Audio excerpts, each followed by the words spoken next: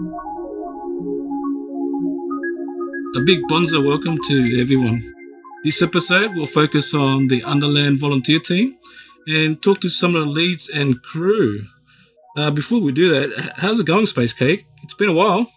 Yeah, it has been. But it's been a busy time. Mm-hmm.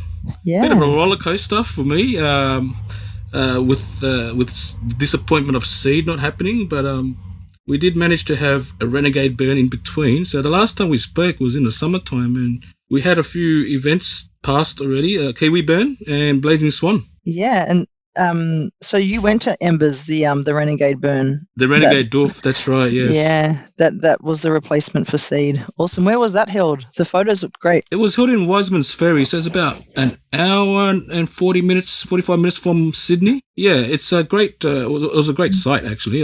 It's just very lucky for us to have it available for us, especially during a long weekend. Yep. Public holiday and school holidays, and yeah. Although the weather was, I think, a bug, not a feature of the event. Everyone was annoyed with how cold it was. And there's going to be a lot of discussions about that, I think. That's Winter so burns. funny, given that Seed was going to be held in a location which was even colder than Wiseman's Ferry in the middle of the year. Yeah. Anyway, yeah. Good and stuff. Also, yeah, the last time we met in person was at Bonzaar Summit. Yeah, that was held in Melbourne. Yeah, at the end of May. And for people who don't know what that is, that's I guess a burner convention where all the leads and it's not just leads, it's artists and other super keen folk. Well, how would you you were invited, so how would you describe yourself? You're an A-lister now, then. Well, apparently so. I mean, they've got a pretty strict invitation policy, so you can't just be invited along unless you've got something to contribute. But that was really good. It was a 2-day, all-day conference-style event with lots of presentations. I thought it was fascinating. It was really fun. I mean, the early morning starts were a bit of a killer because we had that fundraiser on the Friday night for Sin City, and then a 9 a.m. start was just brutal. I didn't show up until after lunch. But yeah. Did you show up on time? Of course I did. You were Showed there. up on time, took the pictures, took some photos, and spoke to a lot of new people that I haven't met, and also catching up with the old people as well. And made some new friends from China. Yeah, that's interestingly. Super cool. Yeah, so had a lot of fun talking to those guys. And our esteemed colleague PY was a successful recipient of a grant. PY, have you talked about that publicly yet? Let's invite PY on. No, that hasn't been discussed yet. Yeah, thanks for having me on, guys. It's a pleasure to be here. The Bonzaar Summit was good, wasn't it? And I was the fortunate recipient of some BWB Civic Ignition Grant money. It was good. So I'm going to put that to good use over the next year. Please share with our listeners what that might entail, because I think they'd be interested. And congratulations, by the way. It's excellent. It was... I hope to do a pilot of a burner regional library of things, or as I like to call it, Burn-a-Lot. Dad joke. Sorry, I don't get it, but... Anyway. You squish all the letters together. Squish all the letters. Burn, R, regional library things, RLOT. Anyway. So the idea is that one of the problems we commonly face in the burniverse is that we have our burns in regional areas and we haul a whole lot of infrastructure there. We use it for a couple of weeks of the year and then we haul it back to the city, and then quite often it just goes into storage for another 11 months and then we haul it out again. Wouldn't it be great if we had some sort of technical library, a library of things in those regional towns where we do our events, where we could go and borrow stuff every year to use it? So if you've got like a little solar generator, a regular generator, tables, marquees, gazebos, that sort of thing. Wouldn't it be great if there was a place where burners could borrow that stuff and use it? And then when it's not being used for the other 11 months of the year, that can go to being a regional library of things for locals in that town to use. With the idea being that if locals want to come to one of our regional events, we'll give them first dibs at any of that gear to come and do their own theme camp, their own pop up their own whatever. So yeah, that's my idea in a nutshell, a regional library of things. It's super clever and a great way to get the community engaged and interested in what we do. That's for sure. I hope so. Yeah. Look, a library is only as good as its librarians. And I'm obviously not living in a regional area, so it'll be a case of our pilots finding a really keen, dedicated local librarian. And hopefully we're on the track to locating just that kind of person. Well, that's exciting. I look forward to hearing about how that pans out. Well, how about the Underland marketplace? Is that what it's called?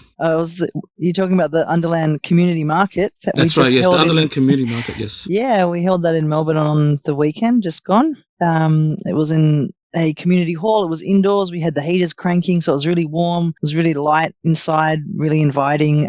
We had maybe 14 vendors, some of which are part of the festival community in Melbourne, some of which are not. And yeah, we had a whole range of different options that they were selling. So someone was selling chai, someone was selling jewelry made out of chainmail, someone else rocked up and was selling raw herbs and various types of homemade tinctures and stuff like that. There were a lot of secondhand festival clothes, and then there was brand new, amazing, creative clothes that were for sale as well. Had a lot of people come through, lots of families, lots of doggos, lots of kiddos, and lots of burners, old and new. We had a lot of new faces come through. It was just a really fun vibe, really chill. We were selling coffee and cookies, and we had a raffle, and it was just kind of wholesome fun, you know. What's the main idea behind this event? Is it just to bring the community closer and also to test out what kind of arts and crafts is available? Yeah, look, it's more about doing something outside of Underland. CAV or Common Arts Victoria really want to do year-round events that don't just focus on Underland being Underland is the flagship event, obviously, but that's a big commitment for people. It's a camping event, multiple day in the region, and you've got to, lug all your stuff there and back, and not everybody has the energy or the finances to do that type of thing. So holding events throughout the year which aren't doof related or aren't, camping related is a great way to bring people together in a more accessible way year round. So there's talk of us expanding the market model in future years. I personally really like it being a little community market. People drop in, drop out. We had couches out the front, so it was like a bit of a lounge room. We had this big porch out the front, and one of our volunteers rocked up with a 3-piece vintage couch seating arrangement, and there was rugs, and it was just really fun.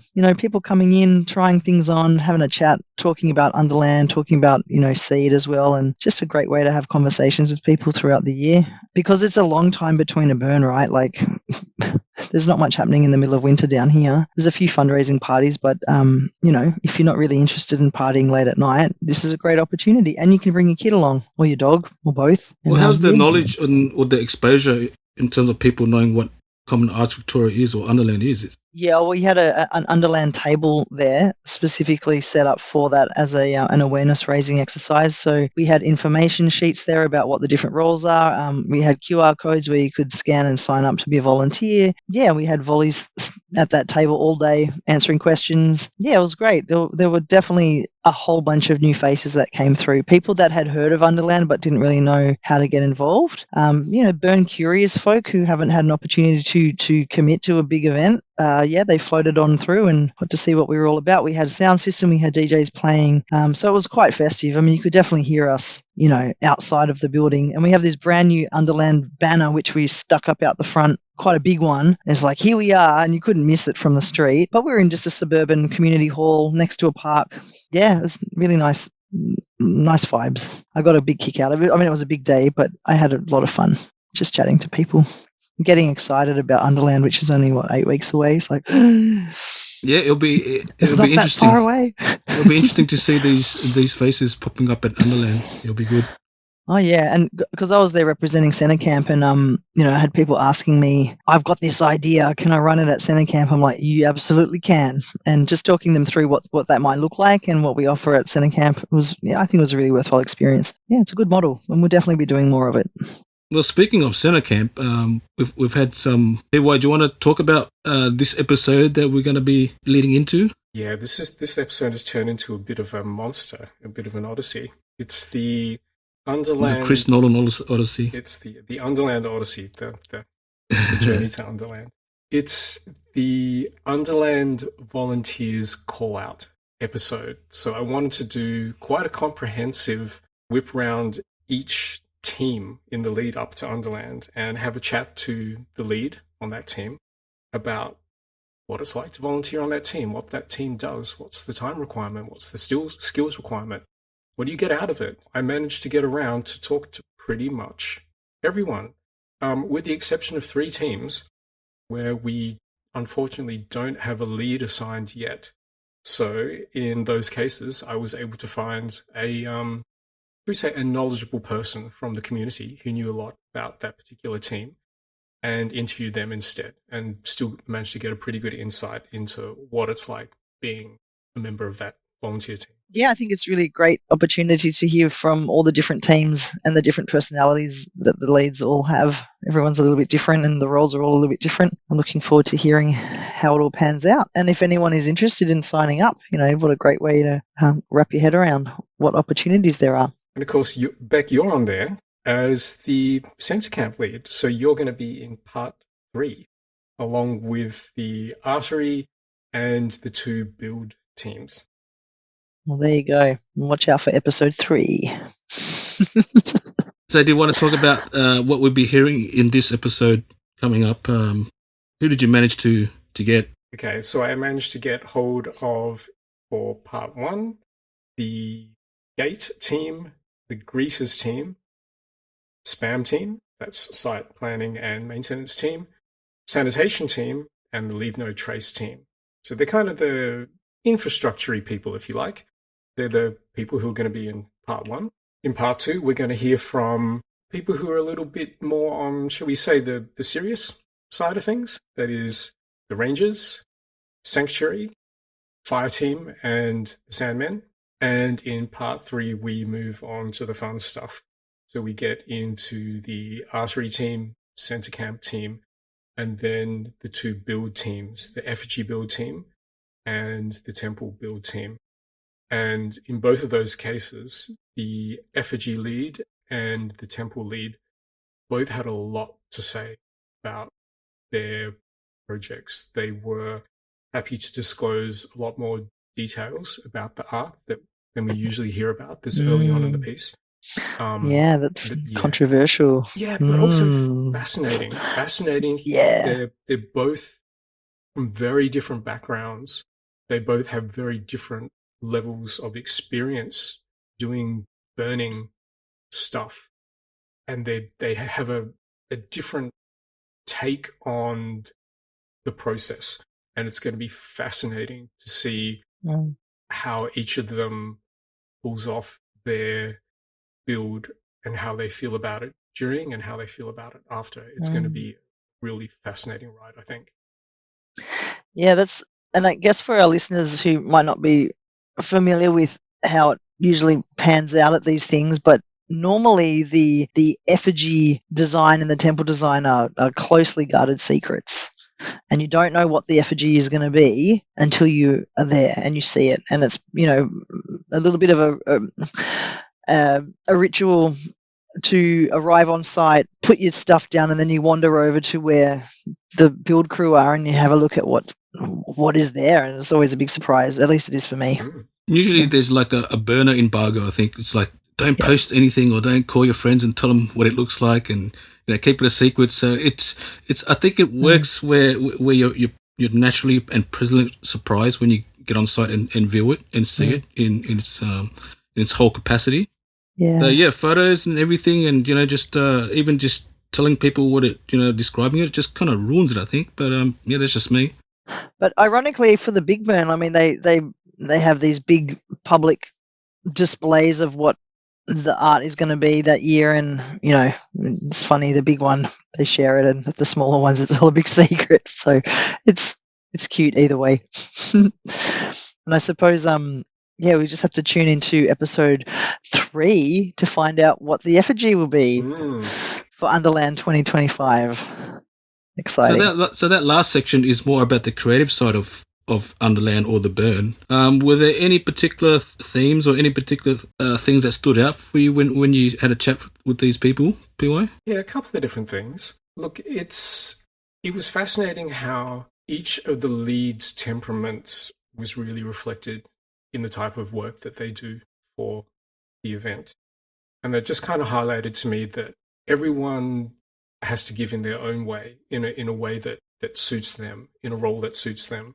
We've got people there who are very regimented, very organized, very disciplined in what they do in day-to-day life. And that's the sort of lives they live professionally, and that's the sort of people they are in general. And they slot into these roles at Underland where we do need people who are very disciplined and regimented to keep us, safe and keep the fire from getting out of control and all of these other things. And then there's people who want to contribute in a different way. They want to contribute, perhaps, shall we say, in a bit more of a in a low-key fashion, in a gentle kind of fashion, and that's reflected both in their nature and in the type of volunteer. More like in the background kind of thing?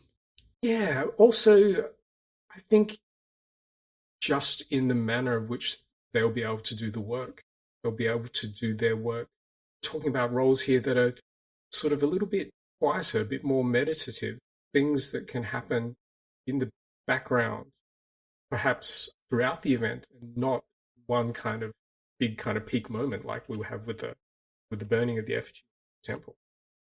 So there's that. There's different strokes for different folks. The universal theme that I found was everyone who volunteers talked about how much they got from the volunteering experience, how they felt so much more connected to the event, connected to the community, and how their experience of the whole event and the whole scene was so much deeper for doing volunteer work. And that was a universal theme throughout everyone that I interviewed. Yeah, for sure.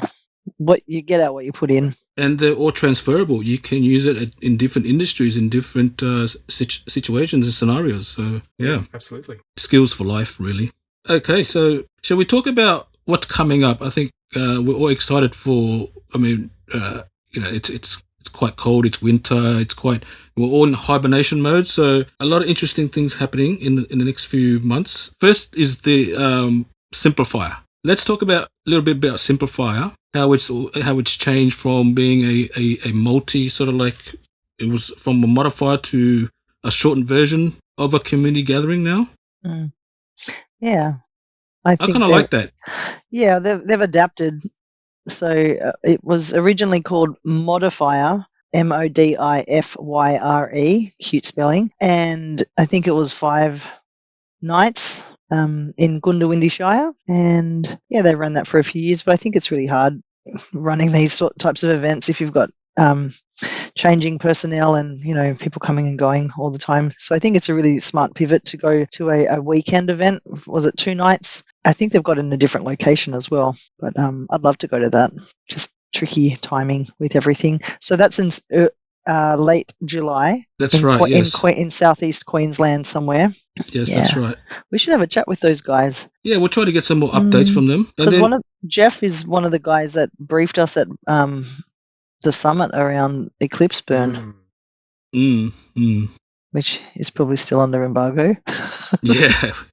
Maybe we're not allowed to talk about that yet. But and Third Degree, which is in September the 4th to the 8th. Oh, so that's before Underland. That is before several weeks. That's amazing. And then Underland. Yeah, so last weekend in September. And then after Underland, there's the Tassie Burn. Mm-hmm. That's which right, is in, November? Everyone's the 5th of November to the 10th of November. Yeah, I'm going to try everything to get to that and one. It's called Aurora. Oh, they've given it a name. Yes. I saw, yeah. And Aurora is such a pretty name too. It's great. It's going to be really convenient for people coming from interstate. I think it's less than an hour from Hobart Airport. So you'll be able to touch down, like if you're coming by plane, touch down, hit Bunnings, go to the, to get your last minute things, go to the supermarket, get your last minute food, and then catch a lift or grab a hire car or whatever. And it's not going to be, hours and hours and hours out of town. It's going to be, if you're doing a burn in Australia where you're going to fly somewhere, like the whole fly drive thing, This is going to be one of the easier ones to do. So Yeah. I'm already thinking I'm going to catch the boat. Yeah, the ferry across. I'm going to go across and take the little teardrop camper and load up and do a bit of an adventure. Is Aurora 4-day, 5-day? It's from the 5th to the 10th of November. Okay. I better Yeah. put my leave in from work. And it's near it's near Hobart Airport or Launceston Airport. Hobart. Oh, so it's further south. Oh, cold. Well, it's in November, so it should be heating up by then, even for Tasmania. You wish for By this. Tasmanian standards. I've never been there, just assuming. The further south you go, the colder it gets. But the guys were telling me that the site that they have is like a big bowl, so you're a little bit protected. At the Like an amphitheater, kind of. well, it's kind of like a volcano. Like there's a big dip, and the event happens at the bottom of the dip. So yeah, you're a little bit protected from the wind down in there. Yeah, and, cool. Yeah, Little valley. creates a little ecosystem. Is how they described it. Yeah, didn't know it was down near Hobart. That's a bit more of a drive from the ferry. Anyway. Well, I'm looking forward to talking with them, whether it's at the event, during the event, or post, and get a little update from them as well. So, yeah, cool. They have a new website as well. Gosh, they're organised. Yeah. That's great. They're a small Yes. team. It's Aurora Burn, AURORABURN.org.au. Amazing. And tickets are on sale? Not yet. Well, tickets are on sale for Underland, so And ticket sales have been pretty healthy for Underland. Oh, good to hear. Yeah. Kind of like the idea that with these 3 events in a row, the third degree people can come to Underland as their decompression. And then the Underland people can go to Aurora as their decompression. And then I guess maybe the Aurora people will, go to Kiwi Burn as their decompression? Yeah. there is a burn in between in October. Let's not forget the burn in Japan. So the Japanese burners, they don't really have a fixed date. And usually it's in October, November. So this year is going to be on the 9th to the 13th of October. Whereabouts? Oh, that's rad. Whereabouts in Japan is that? Well, I'm not too sure in particularly.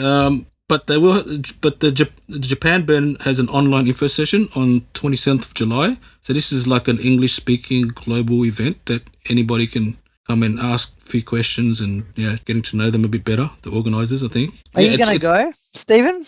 Probably to the online event, but it's also on the same day as the Burning Seed Sunburn Arts Town Hall meeting, Which is in the person, yeah. Yeah, which is it's also available online, so you could actually do both if you want to check out both meetings. That's so exciting. The explosion of local burn events in our neck of the woods is amazing. You don't have to travel too far. You're going to be burned out. Boom tish. There's a lot happening. Yeah. There is a lot happening. Which is encouraging, and it really stimulates your ideas and thoughts and what's possible, what we can do. Yeah. And we're certainly big enough. Definitely one of the highlights from Bonzaar was hearing from the Dragonburn folks, wasn't it? That was crazy. Yeah, big effort for them to come over to Australia for the summit. But they have been before, and it's one of their highlights on their calendar as well, I think. Coming to Australia, getting out of China. Yeah, it really did highlight for me just what a burn is. We don't have to have all these departments. You don't have to do all the things that we tend to do.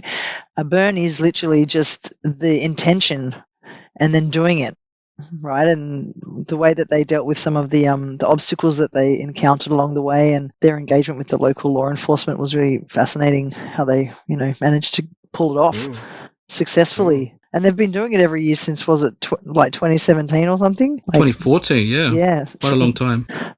Yep.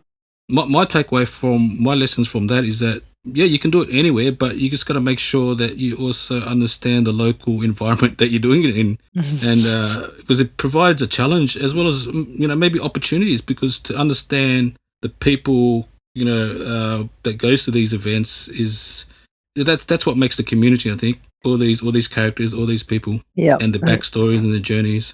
And then you throw in some crazy location with, various other challenges such as weather and geography and geology. And culture, Throwing the culture and the rules and the laws. Oh, yeah. Yeah.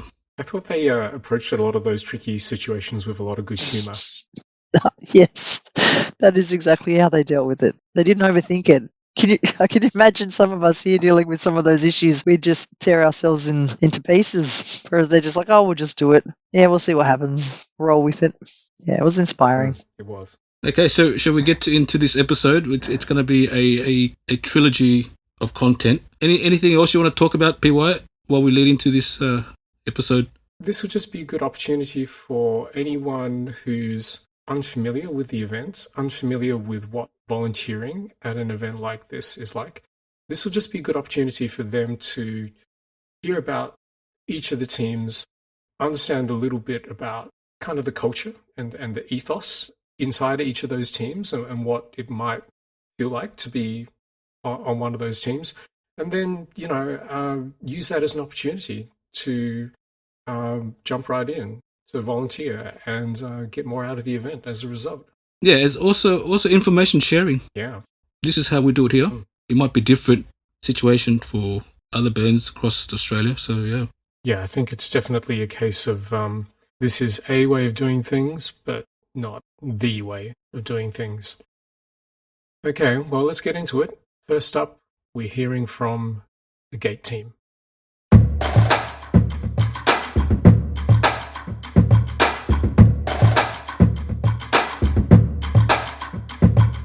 Michelle, welcome to the Bonzaar podcast. How are you doing today?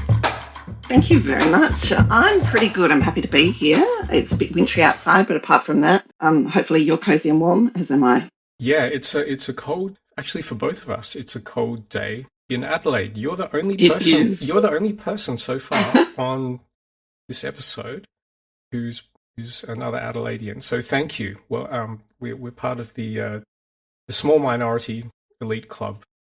Well, we'll just have to extend that club to bring more Adelaideans on board. Exactly. My pet project. Thank you for coming onto the podcast.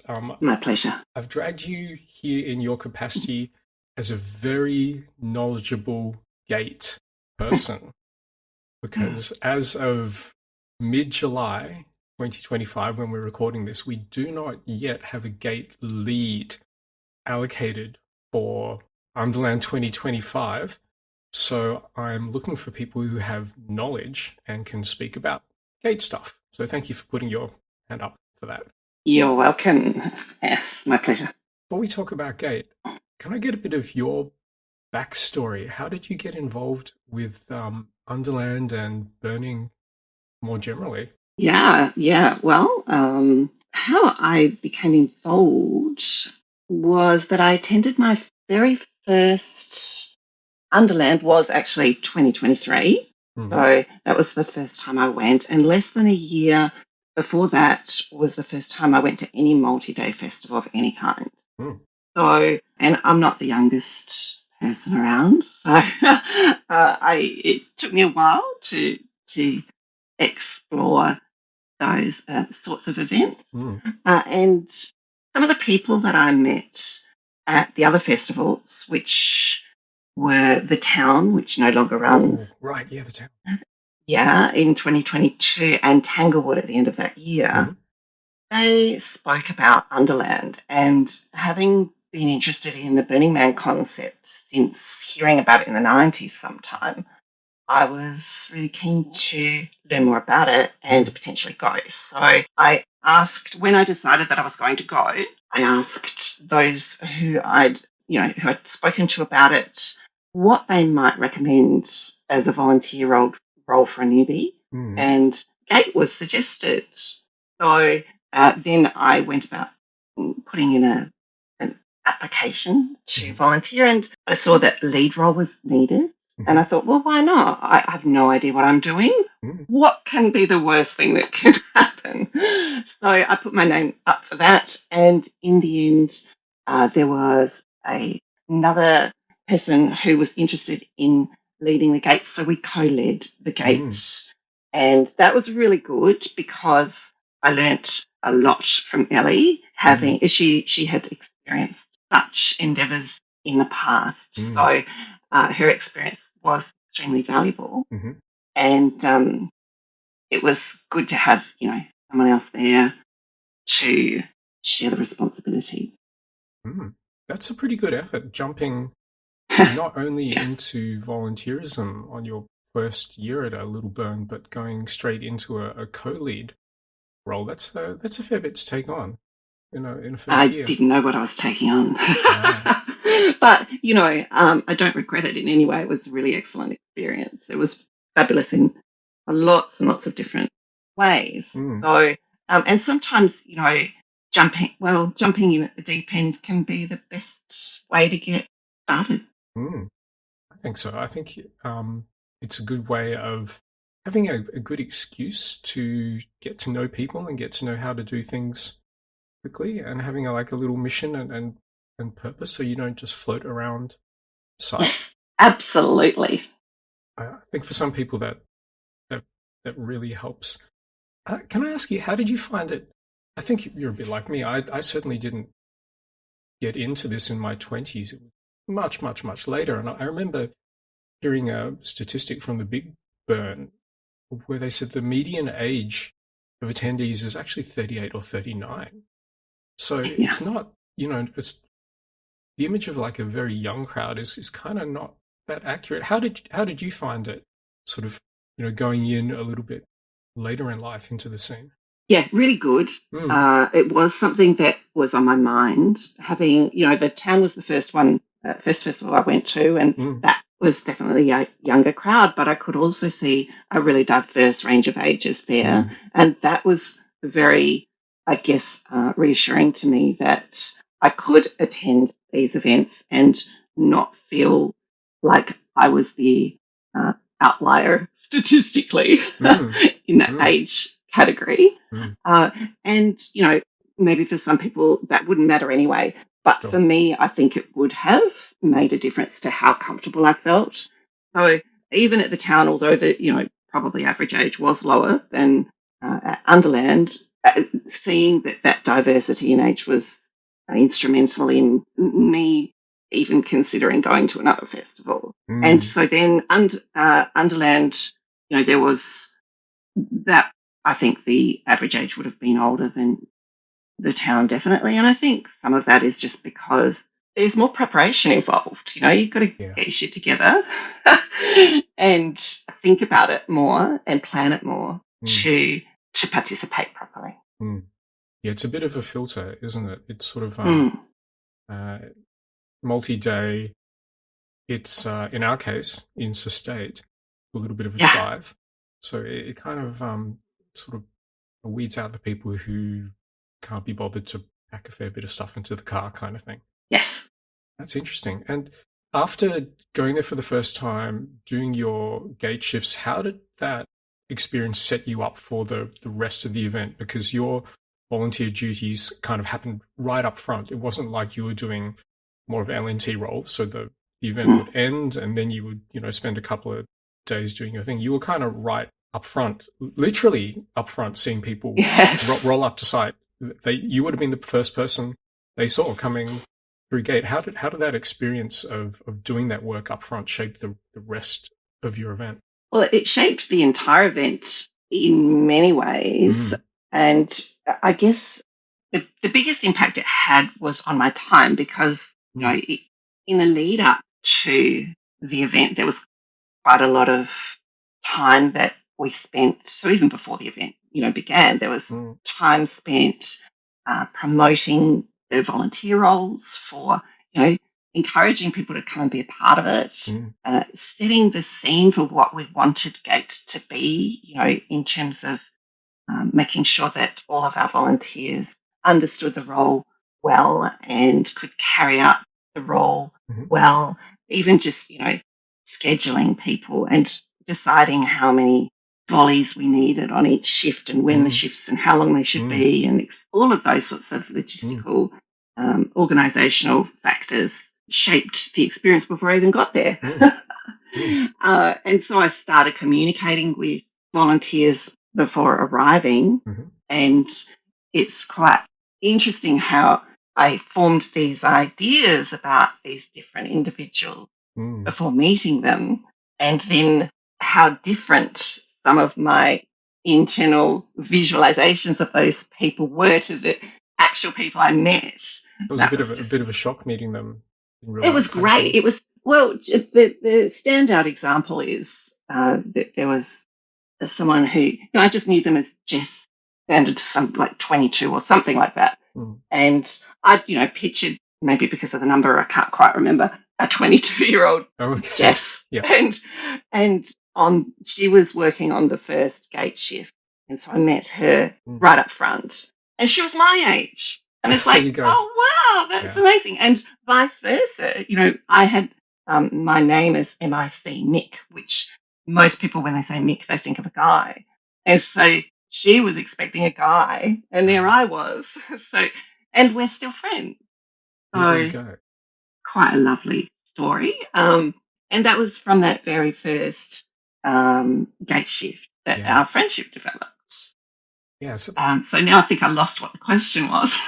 It was just about how the volunteering changed your event, and I get your point. It's not just at the event things changed for you. It was because you were doing a coordination role.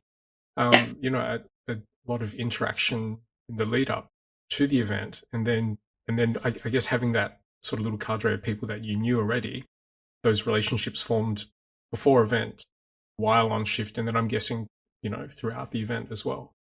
Yeah, yes, that's right. So, we encouraged our volunteers to do more than one shift if they could, because obviously, that's efficient for teaching people the skills and knowledge they need to do a good job.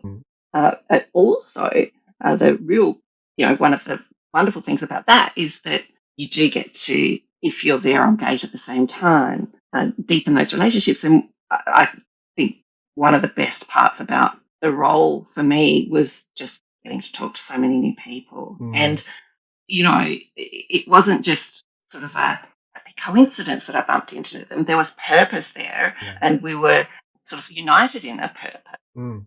And that was a really easy way to then have conversation flow and develop some relationships. Okay, can we talk about the nuts and bolts of gate for people who don't know? Gate literally is gate. It's literally the gate to the site. Can you tell me what happens at the gate and what a gate volunteer is required to do? Yes, well, it is literally the gate. There is a paddock gate to open and close, and the role for not as a lead role but as a volunteer on gate is all about being that first point of contact. And what needs to occur, one of the most critical parts of that is making people feel welcome.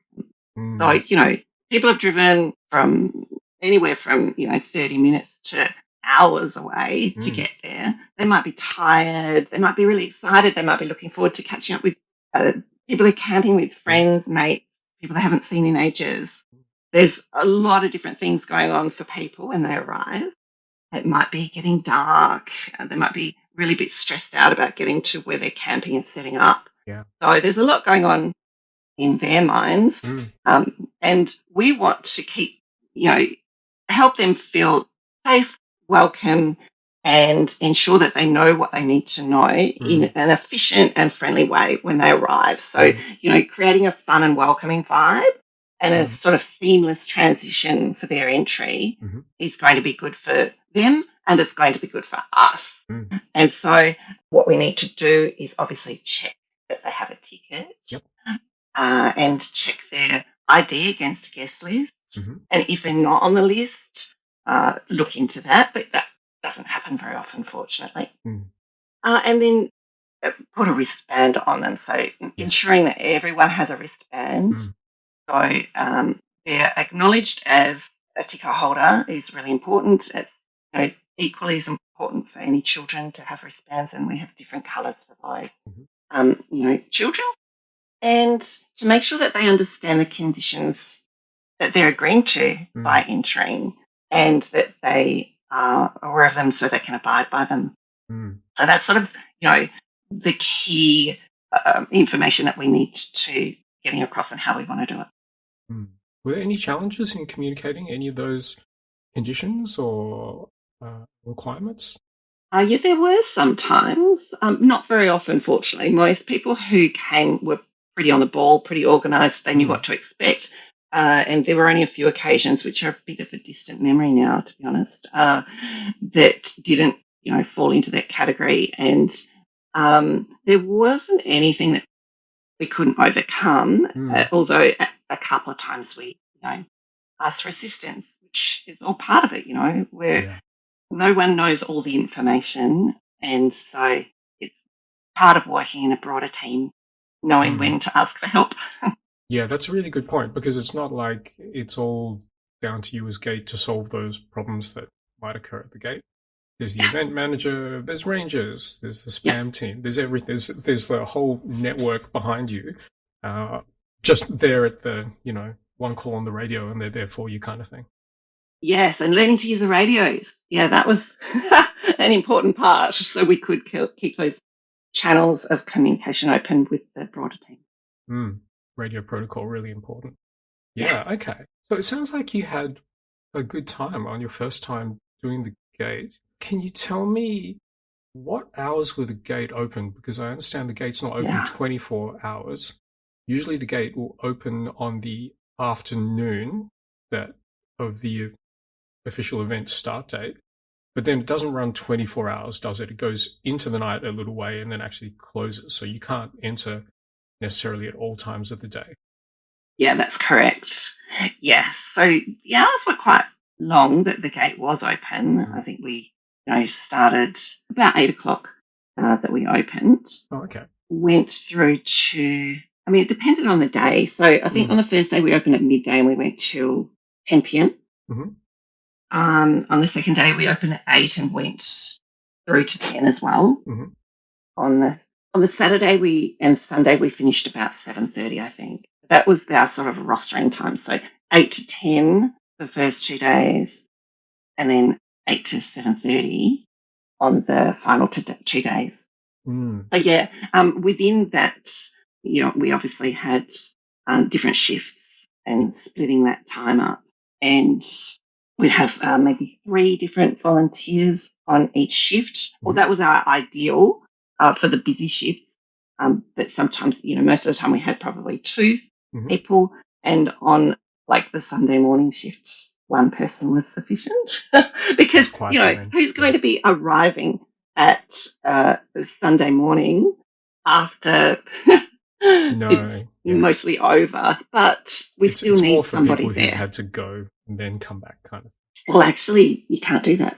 Oh, really? So so it was not an.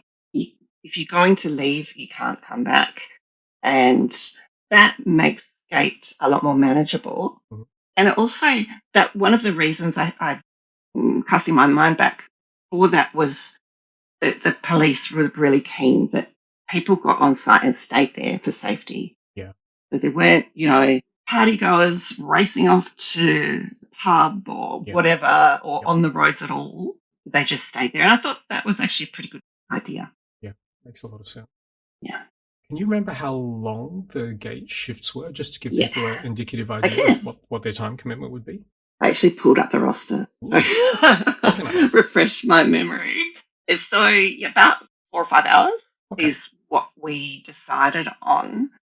We had snacks and drinks for volleys at the gate and that time can go really fast. So if you're really busy at the gate, if there are cars lined up at those sort of earlier shifts and it's all sort of happening, the time goes super fast. And then when there aren't so many people coming through the gate, there's just a lovely opportunity to get to know the people you're working with. And it's really, really nice because you're sort of, forced to interact with somebody that you might not otherwise. And that presents, opportunities that you might otherwise miss. Absolutely. Can you remember any particularly challenging incident that happened in regards to managing any of the volunteers? All of the volunteers were pretty good. guests. Yeah, they were happy to be there and enthusiastic about doing a good job and really wonderful people. Having said that, there was one person who turned up in a state unfit to contribute. Right. And so, fortunately, there were other people. It wasn't a really busy shift, and it was all not the end of the world. And there was someone who, I think it was my mistake. I thought that they were still volunteering when they'd pulled out because they were involved in other things and couldn't do it. So it's like, oh, no, we don't have a person when we thought we would. But again, minor. And I guess because it was my first burn and I was actually really just enjoying being at the gate and being there with a purpose.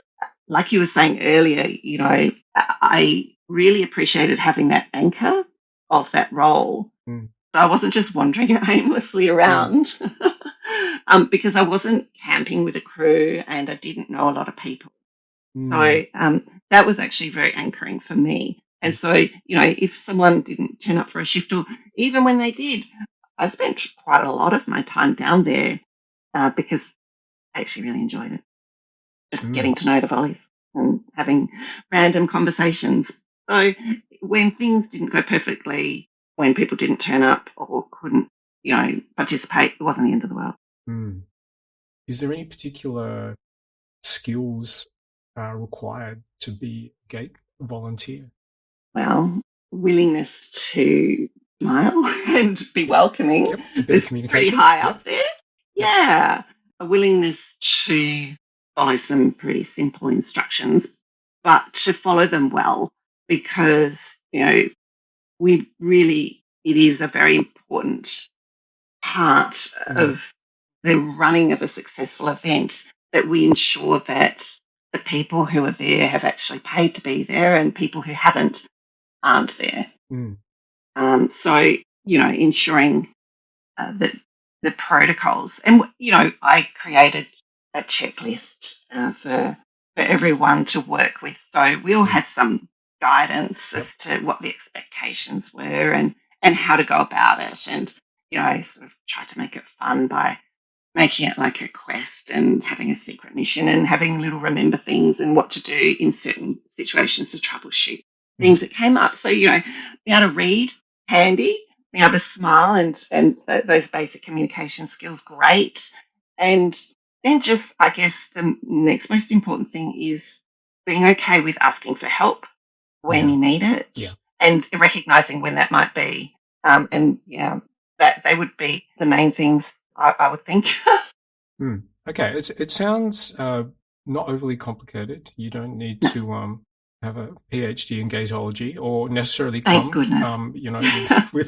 with any kind of radio license. All of that can be taught to you on Yeah, site. yeah. And that's another good point. The radio, having somebody upskill in the realm of radio operation so that there is that constant communication channel open at the gate was really important. But again, it's not a hard thing. And it's like a lot of things, it might seem a bit daunting when you haven't done it before, but if someone walks you through it and you have a little bit of a chance to practice, then you'll be fine in no time. Found it's quite often just a bit of a confidence thing. As soon as people make the first couple of radio calls, they're okay. Just a bit of hesitancy to hit the button first. Yeah, exactly. It's sounding like being a bit more on the sober side is probably an important one as far as the gate shifts go. Yeah, because we do have some really important questions that and points that we need to get through to everybody arriving. Have you got enough water to last you the duration of this event? And what do you think that quantity looks like?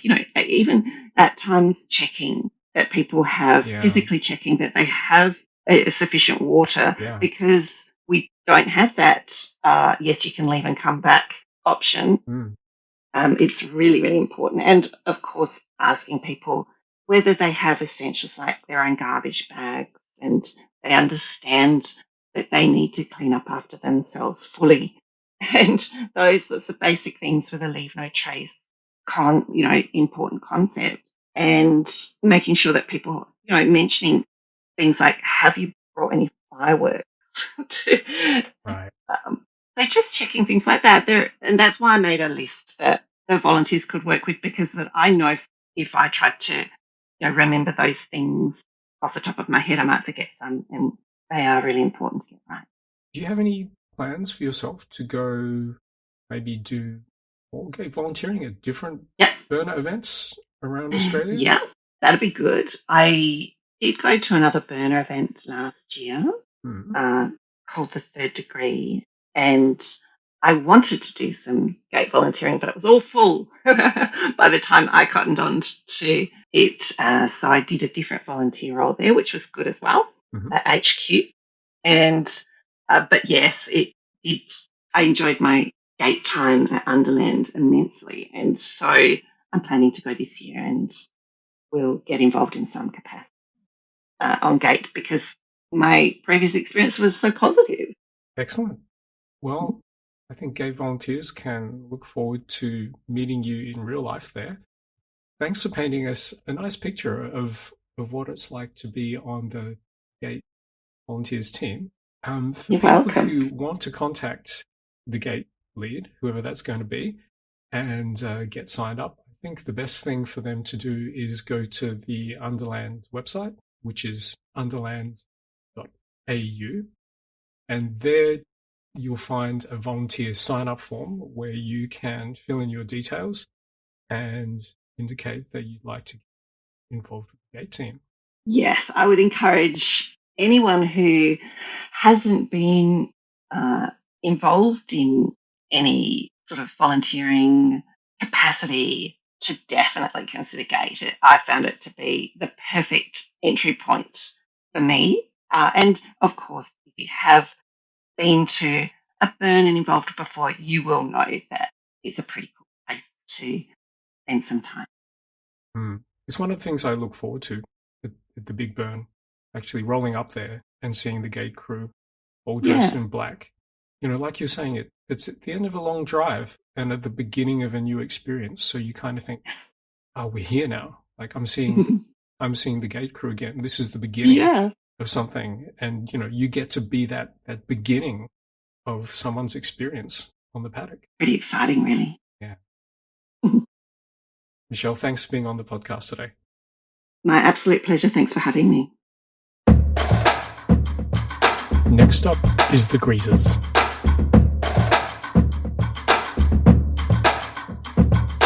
Nibbles, welcome to the Bonzaar podcast. How are you today? I'm great. How are you? Good. Thanks for stepping into the breach today. You are my very knowledgeable Greasers person, because we do not yet have a Greasers lead allocated for Underland 2025.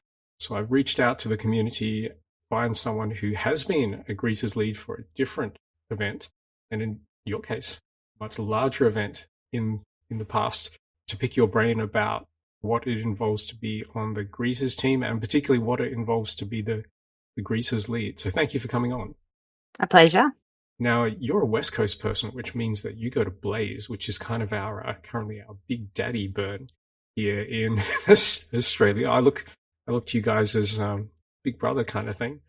Can you tell me about how you got started in the burning scene, and what led you to Blaze, and what led you to being the Greasers lead, Blaze? Yeah, sure. I'll just give a bit of a brief introduction first. So, my real name is Kate. I was born and raised on Noongar country over here in Perth. We'd just like to acknowledge the country. That's the country I'm calling in from as well.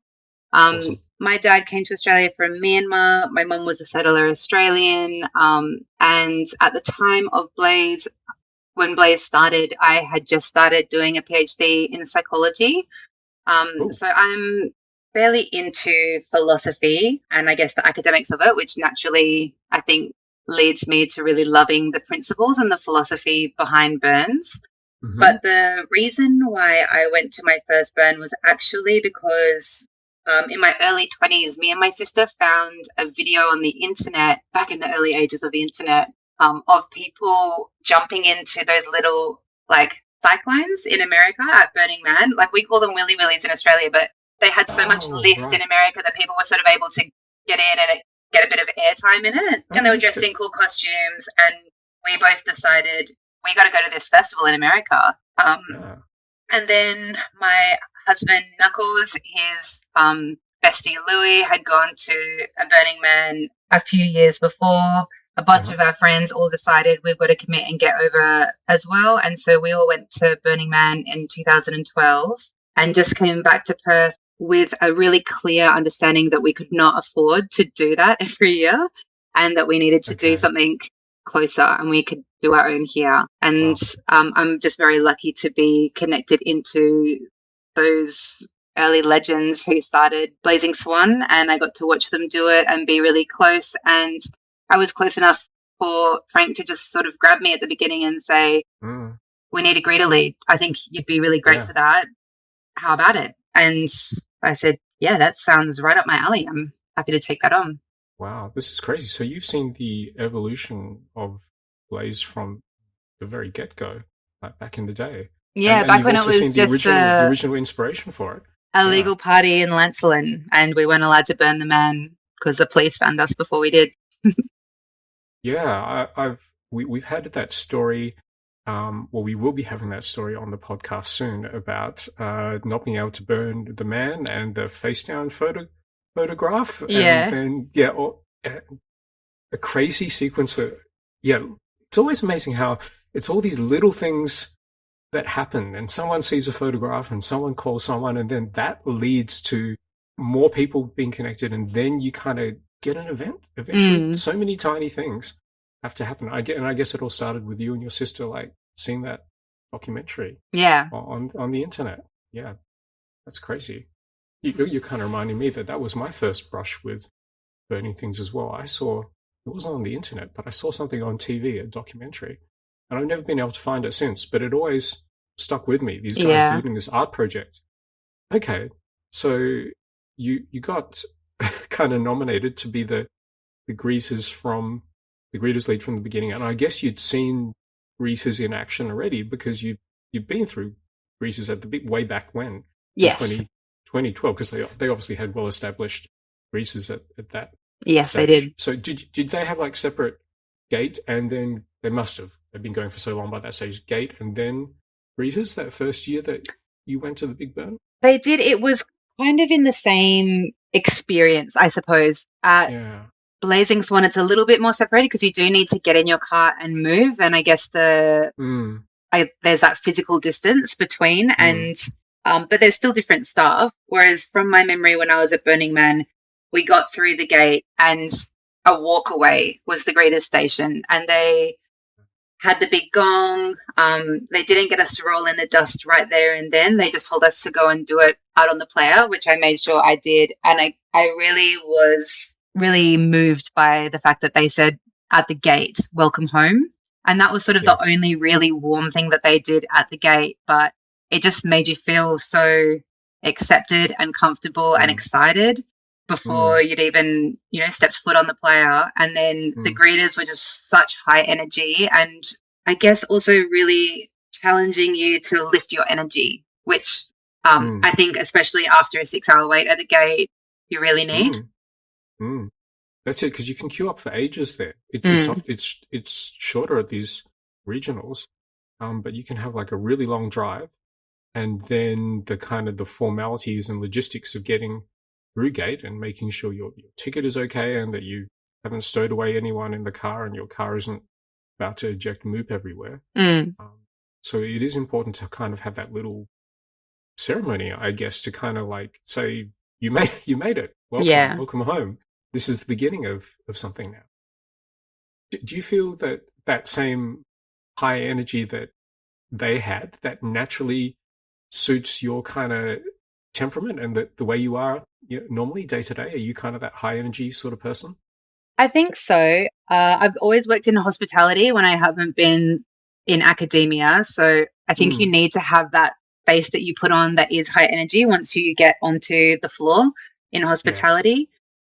I definitely think greeters are a real mixed bunch of people. I know especially the DPW crew, often see us as sort of like the fluffers or the cheerleaders. Yeah. But Yeah. it's a really mixed bunch. There definitely is, I think there's definitely a lot of academics and deep thinkers in the greeters that just really love All the right. principles.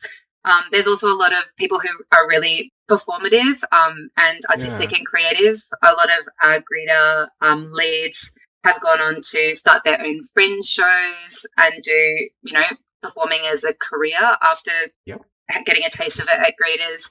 People have started theme camps, done their own art pieces.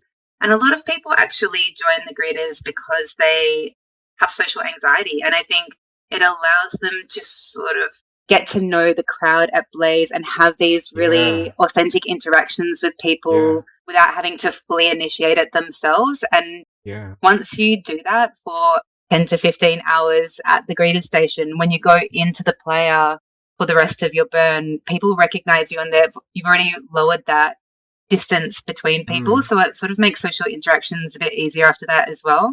That's a really good point. You're not only kind of giving that gift to people, welcoming them to the site, but you're setting it's a gift to yourself. You're warming your own event up and sort of setting a good path forwards for the subsequent days that you're going to have on the site. That's really interesting. And a good practice for, I think, when people are new and they want to do a volunteering role, but they don't want to commit to a theme camp yet, or they you know don't feel ready to just do their own art piece or something major like that. They can join the greeters and get to know the community, and then you know decide, yes, now I know what theme camp I want to start of my own or join, or what art piece I want to jump to from here.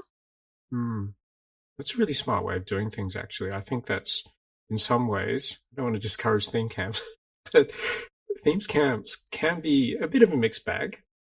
And I think if you come in a volunteering role for your first year, then you might get a bit more, shall we say, consistency in terms of organization, shifts, leadership, expectations, that kind of thing. I think it's a really good way to start. And from what you're saying, it can be a really good role for a first timer at a regional as well. Okay, cool. I like also what you said about people who are really into the principles being greeters. I like the idea that you can use this as a way to kind of, if you really believe in a particular principle, you can kind of embody it in your role as a greaser. That's really cool. I hadn't thought about that before. Absolutely. And in the greeter station, there's sort of the way we did greeting, there was someone who was sort of there to just warm people up and get them ready, because generally they have to wait in a bit of a line before they go through the greeter station.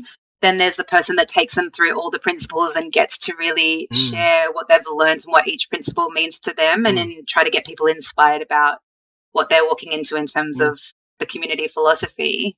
And then we had another greeter who did this crossing the line ceremony that we created.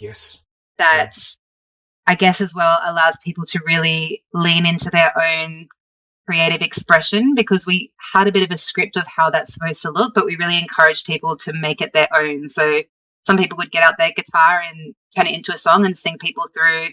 Other people would be really mystical and, you know, witchy when they were doing it. And other people were much more like vibrant cheerleadery type, encouraging other people to, you know, embrace what they were doing. So lots of different ways to be. Isn't it interesting how that crossing the line thing, that pops up in so many cultures?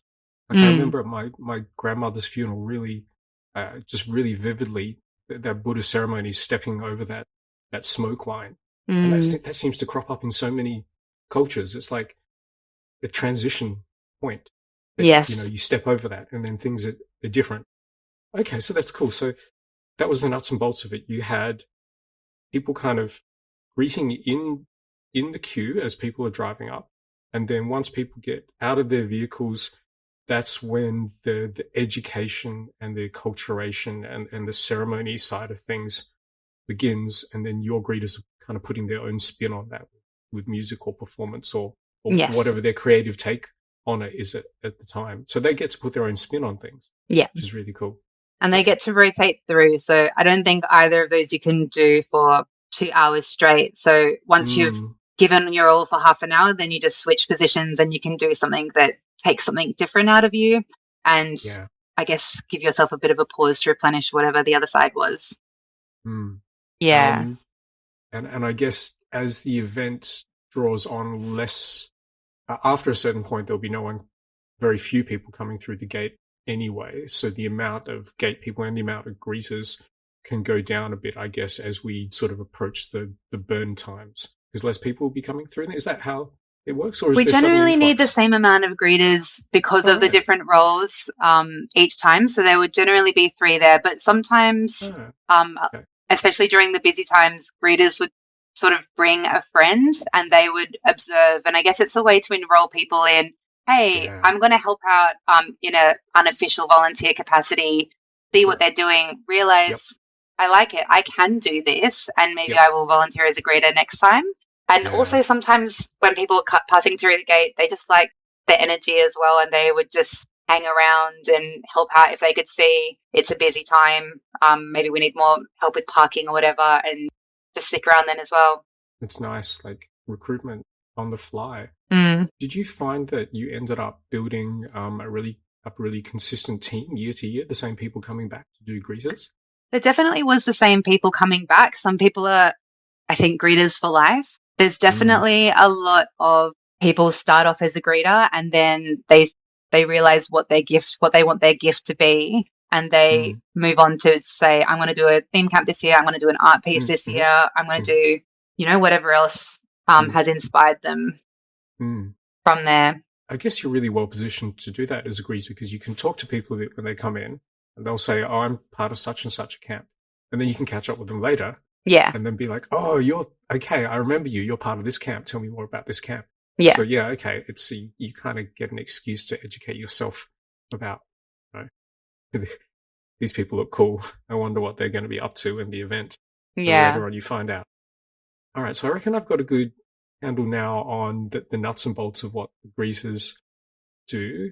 Can you tell me a bit more about your role as the greasers lead? What was required of you sort of pre-event and then during the event, and was there any wash up that you had to do after the event kind of thing? What did that role entail? Yeah, sure. I think from the very beginning, I really saw the importance of building capacity within the greeters. But I mean, it should be happening everywhere, but it's just something I've learned from previous work positions that I've had. So I always had a co-lead.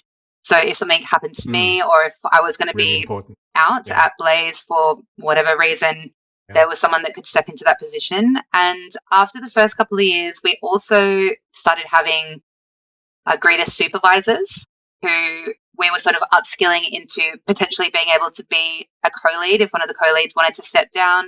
And they were also able to sort of take a day and be responsible for supervising that day on the player. So it wasn't just me or the co-lead that was responsible for how things went on the player.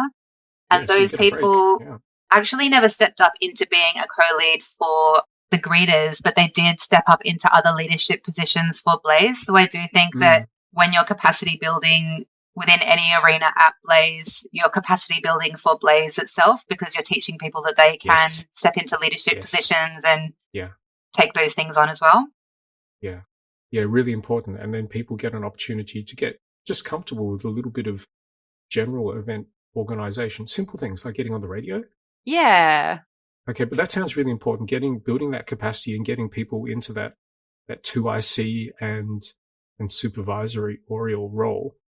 Because often too much weight does fall onto the leads, and they do have to spend, I feel, too much time at their particular station, be it greeters or gate or whatever, and that does lead to a bit of burnout. So yeah, and there's a lot of pressure to stay if there's no one else that can step into that role, or if the person that wants to step into that role doesn't know what they're doing or isn't prepared, or you sort of bring them in too quickly or too soon, and then they don't do a great job because they haven't really been supported to learn it, and then the person who's burnt out feels like they need to come back. But yeah, I think there's a lot of community issues that get rolled into that. Well, I'm hoping just by shedding a bit more light onto these issues and talking about it more, we hold those kind of challenges in our minds up front. And then when someone steps into that role, they think, okay, well, it's not just about me, it's about building the next person who's going to support me and the person who's going to support them. It's sort of starting the dominoes falling in a good way. And then that sets us up for the future. Okay, so there was a bit of capacity building involved. I presume there was just a few logistical bits like spreadsheets and Oh yeah, so before the event, we generally start pretty much after Christmas. So that would be like 4 months before the event. We do the recruitment before Christmas, and people sort of sign up straight away after the last event. Probably a couple of months before Christmas is when always at community fundraisers, the greeter leads and supervisors would be talking to people and going, hey, have you thought about greeting? I think you'd be really great for it. Oh, you want to come to Blaze next year? Yeah, absolutely. Yeah. Have you thought about volunteering? I think you'd be a really great leader. I think you'd be a really great ranger. Yeah. That sort of stuff happens nonstop all through the year, just naturally as, part of your role in the community. But then, before Christmas, we actually look at who's in there. We contact them, say, you've been invited to greet. We're going to start our meetings as of, January. Generally, we had them every fortnight for the first couple of months and then every week for the last couple of months. And people needed to attend at least 2, but they were invited to attend as many as they wanted. And it was really a bit of a workshop and like a networking event. So we had all the greeters there. We generally get some pizza and some drinks. And first of all, go around, get everyone to introduce themselves. Then there'd be like a bonding question, like, tell us your favorite principal and why it's your favorite principal. And that would sort of allow them to share a bit of a story about their Blaze experience so far. Then we generally talked about a few of the principles and really went on a deep dive into what that principle can mean for different people, what has been written about it online from Burning Man. And we sort of like stormed and normed with the group. So everyone was sort of on the same page about what each of the principles mean, at the same time as realizing there's lots of different ways that each of the principles can be interpreted. And when they sort of interact with each other, they can change as well, because none of the principles really exist in isolation. So that was the sort of, I guess, philosophical workshop part of the meetings. And then after that, we would bring out a bunch of dress-ups. Everyone would, put on something that would allow them to get into their performer vibe. And then we would practice doing greetings. And then everyone would be allowed to do the greeting for everyone else. And you can see again that there's a general structure that everyone's following, and we could sort of pick them up and say, make sure that you don't forget this bit, make sure that you don't forget that bit, it's really important. But then everyone's allowed to sort of show how different people just do it in different ways, and also get really encouraged by the group, because, greeting's a really exciting thing. And so at the end of your little performance, everyone's like, yay, thank you, that was amazing. We really love that you're sharing your gift with us. And, for the people who are a little bit more socially anxious, those practices are really important for them to feel like they can just do it on their own without a big group of people there supporting them on the day. That's really impressive. It sounds like you're really, really organized. Yeah. And so then on top of that, we've got our spreadsheets for the contacts list, for all of the equipment. We had incredible support from our DPW team with the building, because we were able to sort of create a bunch of like moop tins. That was part of the workshop as well. After we did the performing, people just sat down and did some crafting.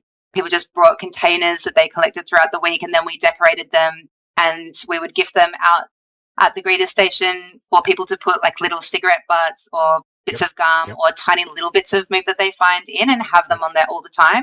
Just as a reminder, we would sort of build decorations that were, I guess, low-key decorations for the greeter station, but we had other people from the community build us amazing metal greeter signs. DPW built us giant structures, and they sort of sat down with me and the greeter leads and supervisors every year and said, how are we going to do it this year? It never looked the same 2 years across. All that was important for us was the order in which the principles were put. And then DPW really got to work with us to encourage us to build bigger and build better with how things looked, and making sure things, I guess, were in alignment with whatever materials they had accumulated in the year or how the rest of the player was looking. We also generally had someone volunteer their art and do a giant sign that was in line with the year's theme. And we had a stick that we drew the line with that the co-greeter lead found out in the desert on the first year. my best friend, who's an incredible artist, decorated and crocheted and created a bunch of bubbles for, and every year a little bit more got added onto that as well, so it grew with the team as well. And so then we had our scheduling. Everybody knew what shifts they were on and who they would be working with, and they could get to know them during those sessions as well.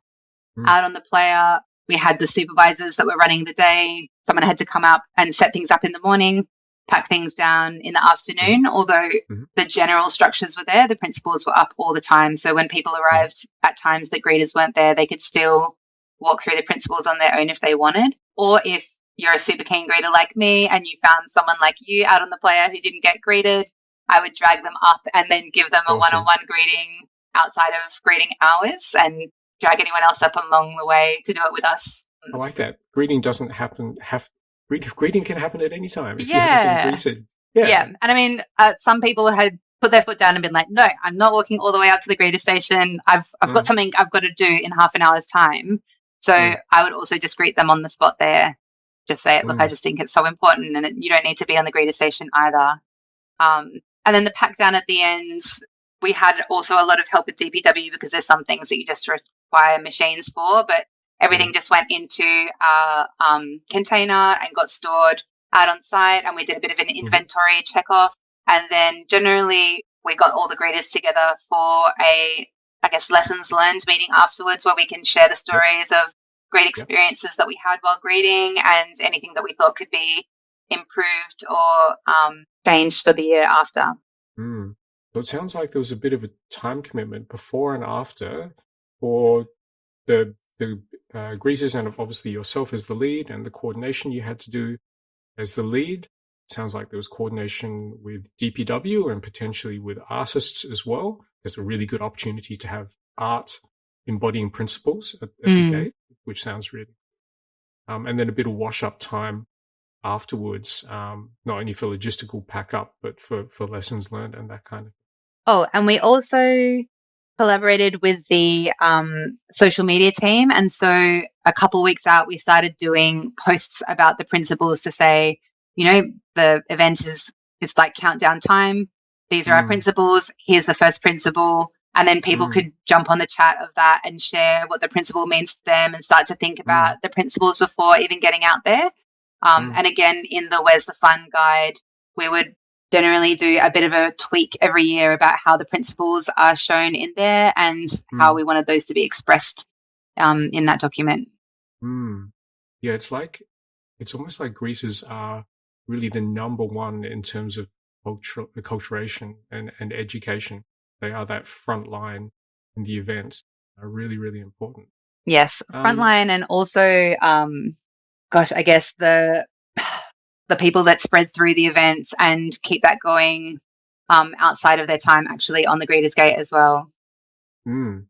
That's right. I guess once you've got that stuck in your head and that's your role, you carry that around the paddock with you. Yeah. You become that walking kind of education and sort of bearers of the culture, which is a really cool idea. We did. And we also put the signs of we had sort of a script for when we crossed the line and also the principles printed out, and we would put them like inside portaloos and stuff. So when people are sitting there, a lot of the time you go to a portaloo to have a bit of a think or a bit of a cry. And if you're looking up and you're like, oh my gosh, yeah, I just need to, in my head, to shut my eyes and cross the line again because I've let a bunch of stuff creep in and it's bringing me down. And so when I step out of this portaloo, I'm crossing the line again. That's it. You literally are crossing a line. That can be yet again a new beginning, the power of the new beginning again. As you step out of the loo. Okay, that's awesome. You've given us a really, really comprehensive picture about being a greaser. Do you have any message for anyone listening who's a little bit unsure about, look, this sounds like it could be a thing for me. Should I sign up to do this year? Should I dip my toe into it? Be it being the lead or be it just being a regular greaser? Do you have anything you'd like to say to them? Immediacy. Just honestly, being a greeter changed my life. From being a greeter, I also joined the committee and I also helped my husband with his art pieces and I've helped my friends with their theme camps.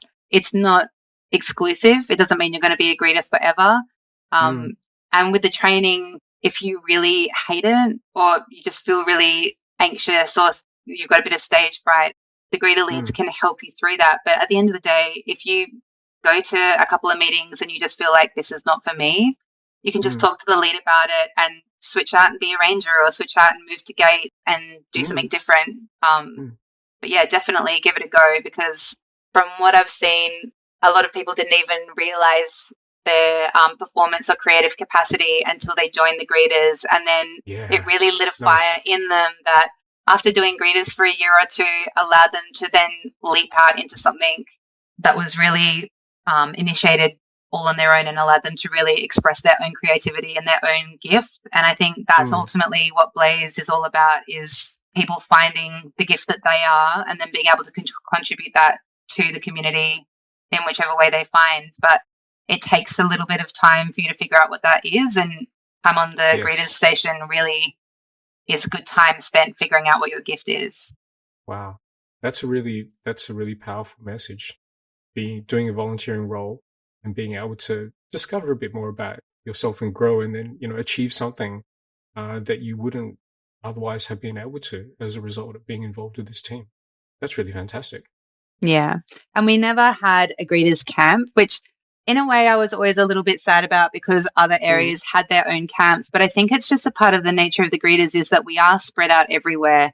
And I think ultimately there's probably one greeter staying with each theme camp or with each area that allows them to really be the principal's advocate in that area. And it is that really stepping stone position. So it's the nature of the beast, I suppose. Yeah, I like that idea that it helps with spreading the message to have greasers kind of spread out throughout the site, throughout the teams. Yeah. Anything else we've forgotten? I don't think so. I think other than that, we can just start deep diving into each of the principles one by one, and then how each of them interacts with each other. But I think that's for another time. I would love to have you back on the podcast to go through each of those. That I think that would make for an interesting time. It's great hearing from people what each of those principles means to them and how that's affected not only what they do on the paddock, but more broadly in their lives. Would definitely get you back on to have a chat about that. Great. Excellent. So for anyone who's interested in volunteering as either a greeter or a greeter's lead, please head over to the underland.au website and fill in the volunteers expression of interest form. Nibbles, thanks for being on the podcast. Thanks for having me. Coming up next is the Spam team.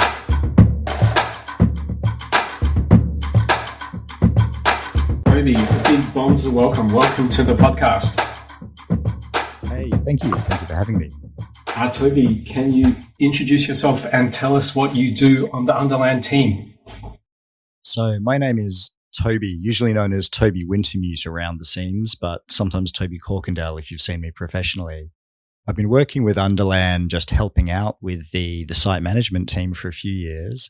But for this year, I'm taking over the lead coordinator role for what we call SPAM, which has a few different things we abbreviate it to, but site planning and management, or site planning and maintenance. And we're responsible for the kind of the setup, the strike of the whole site. So this is sort of the people who get there early and get the place ready for when everyone else turns up.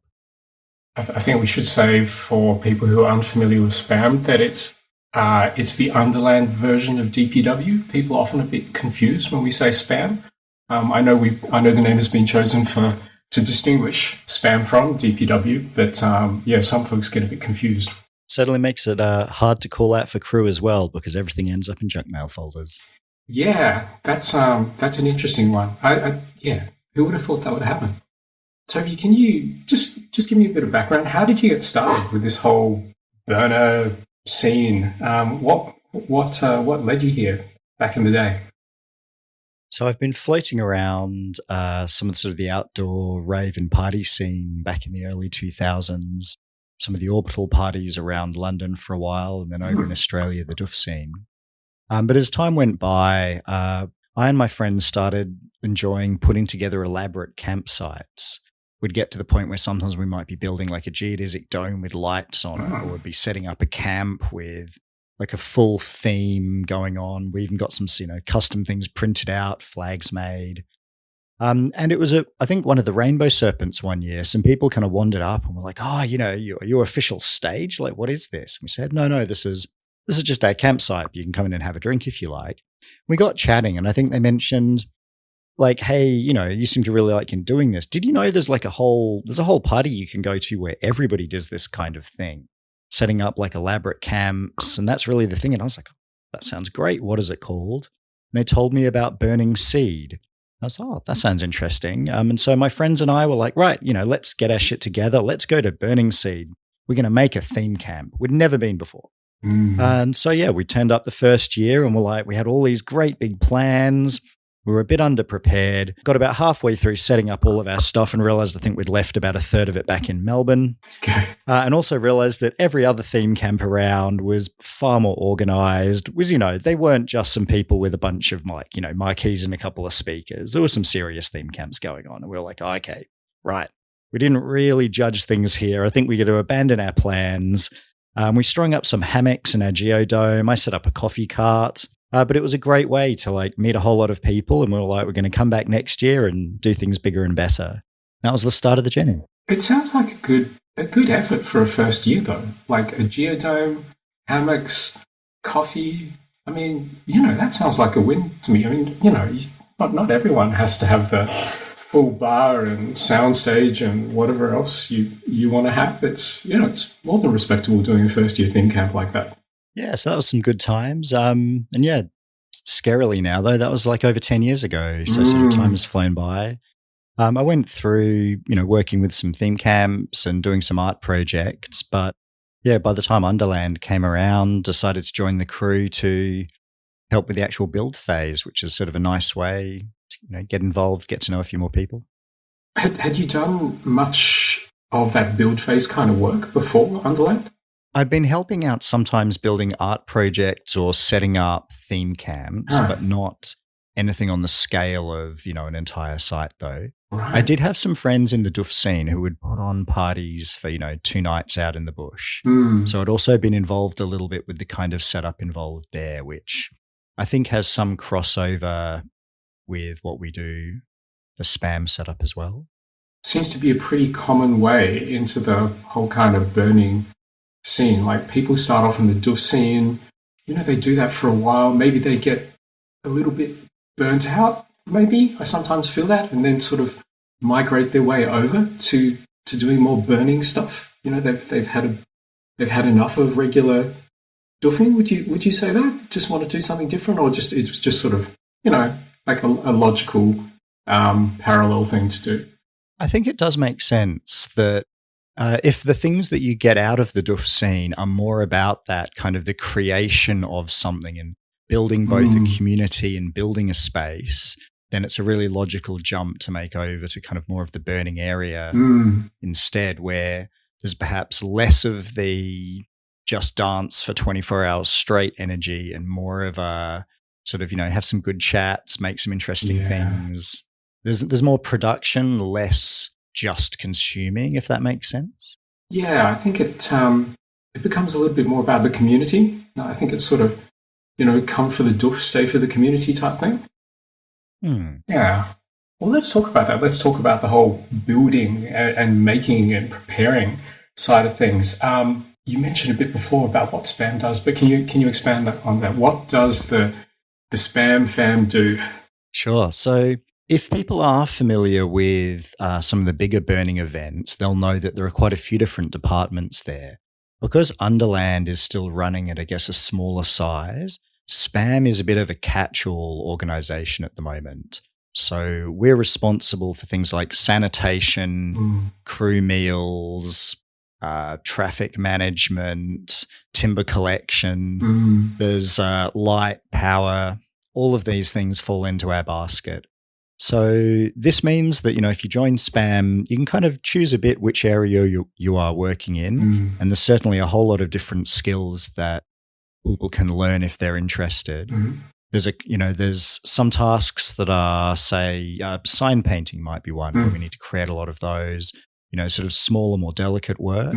There can also be things like, right, we need to send someone out with a 20-ton truck and come back with several trees worth of timber in small pieces. Go. And everything in between. If you'd like, I can sort of talk to more specifics, I guess. I'm never quite sure how much detail. So obviously some of the critical things we need to do are lay out where the festival boundaries are, where the roads will be. We need to mark things like emergency exits. We need to make sure those are well lit and signposted. We need to set up where toilets will go, and then as well, regularly we need to keep an eye on those, make sure they're topped up with water. You get to play with some sort of fun firefighting equipment to do that if you're interested. There's definitely the timber collection side of things. As people may know, there are burn barrels at Underland for warmth and fire. And so we'll go around to some of the nearby properties where we have permission to collect fallen trees and timber, and then cut those all down into smaller sizes and bring them all back to base. There's the sign production, as I mentioned, as well as putting those up. Another part that's pretty critical is power and power management. So we'll be running power cables from the generator or generators out to not the theme camps themselves, but things like ranges, sanctuary, center camp. We'll be putting up some lighting, giving them some power, and then we need to keep, manage those as well during the event, making sure that things are refueled and running safely throughout. And then, of course, one of the last but definitely not least is crew meals. Yes. So we don't feed people during the event, but in the run up to the event, when we have the crew doing the setup, or after the event during strike, we feed you. And this is, obviously very important, but also can be a bit elaborate when you're managing, meals, say 3 meals a day for up to 25 people is quite the thing. Yeah. And is always a bit of a challenge each year, but I think we get better each time as well. I've in past years, I've always found the crew food to be really good. It's the sort of cooking that I like. I'm very glad to hear that. Yeah, we've always had good reports back, and there's always been plenty to go around. That's true. Not short on quantity. So big eaters more than welcome. Can you tell me a bit more about what kind of people you're looking for the span team? You mentioned that there's a wide variety of tasks, everything from small, delicate work to, if you have a truck license to drive a 20-ton truck, that'd be good. But, if people are thinking about volunteering, what sort of skills are needed by the SPAM team at the moment? So one of the things which is possibly the biggest requirement is we're looking for people who can actually come up to site ahead of time. Yeah. So we do need people who can come up. We're flexible on this, but we'd really like it if people can come up a week before the event as a minimum. Since there's a little bit of time it takes sort of to induct people and get you into the swing of things. We're also quite interested in if we can get a few people who only come for the event, we would like some help during the event to do some of the regular tasks. So things like just checking up on the toilets, putting in new toilet rolls. There's a few shifts like that during the event where we would always love to have more people, even if you can't come up early. For the folks who can, we usually head up, I think it'll be possibly the 14th of September this year. But it is totally fine for people to come in a little bit after that, as essentially, the people who get in there first might be kind of beginning to get a bit tired, and then you get some people coming in 5 days later and they're all fresh. Can actually be quite good to bring a new energy in. And then ideally you need to be somewhat able-bodied, I would say. There's definitely a lot of wandering around on the site and doing things that needs a little bit of physical exertion. But at the same time, it's not excessive. There's a very big difference. There might be some people out there manhandling giant trees. There might also be some people out there who, as I said, we're making signs, we're sorting out some of the more, the electrical components, wiring up the Wi-Fi cabling and things like that, where, You don't have to be a super strong person to be part of SPAM. There really are roles that will suit almost everyone. Yeah, so it seems like that, if people do want a role that's a little bit more, perhaps, sitting at a table under a bit of shade, they can be accommodated in the team as well. That's right. And ideally, it's good to have a mixture of people around, I feel. One thing I've noticed going to the event early and leaving late is that the whole complexion of the experience is, I feel, very different for me. The event is longer, it's spread over a period of time, and I really enjoy the pre and post event when it's quieter and you're working with a tight team. What is it that you like about the whole SPAM experience? Being there before, after, in the middle. What do you like about it? What do you think that might appeal to volunteers being part of the team? I think I mentioned before about how moving from kind of the Doof community through to the burning community was a bit about having those more emphasis on the community side of it. Yeah. And I think that by joining the Setup and Strike crews, you're leveling that up even further. You're spending a lot more time with people and really getting to have some good chats, getting to know people in, like a more sort of, I guess more low, like a more relaxed environment perhaps than during the event. Yeah. I find once the event's running, the music's playing, everybody's in a rush, everywhere has somewhere to be. Yeah. You get some brief conversations in. Whereas if you're up there earlier on the site, you'll be out there wandering the paddock, setting up some bunting, and you can just have some good chats, find out a bit more about some people while you're at it. And so that's like a pretty nice positive. You also just generally get this feeling of like you're out there, you're camping in the wilderness, and initially it is just you and the kangaroos roaming around with a few other people. And it does feel a lot more like you're camping in sort of in nature in the countryside. Once the event kicks off, it's, so much denser. There's people everywhere. There's stuff going on. So it can be quite nice to have that more peaceful break in the run-up as well. Along with that, I think maybe having that peaceful time after the event as well, even when people are a bit tired, it almost serves as a bit of a reintegration time. Like you're sort of still there, but things are less hectic. Things are in pack down mode. Would you say that you feel that way as well? It kind of helps ease back into the default world a bit? Actually, yes, I definitely agree with that. It always used to feel almost too abrupt, leaving at the end of the event, getting in your car and driving home alone. Being able to hang out with a few people afterwards and sort of as you pack things down, gradually the numbers drop off again, but it definitely does feel like a nicer way to reintegrate. It's kind of a tapered thing, going from quiet to hectic and then back to quiet at the end. Okay. Lastly, any other message you have to the community about the team in general? I guess one of them is if you're considering coming along, like we'd always welcome new ideas and to new ways to improve what we have.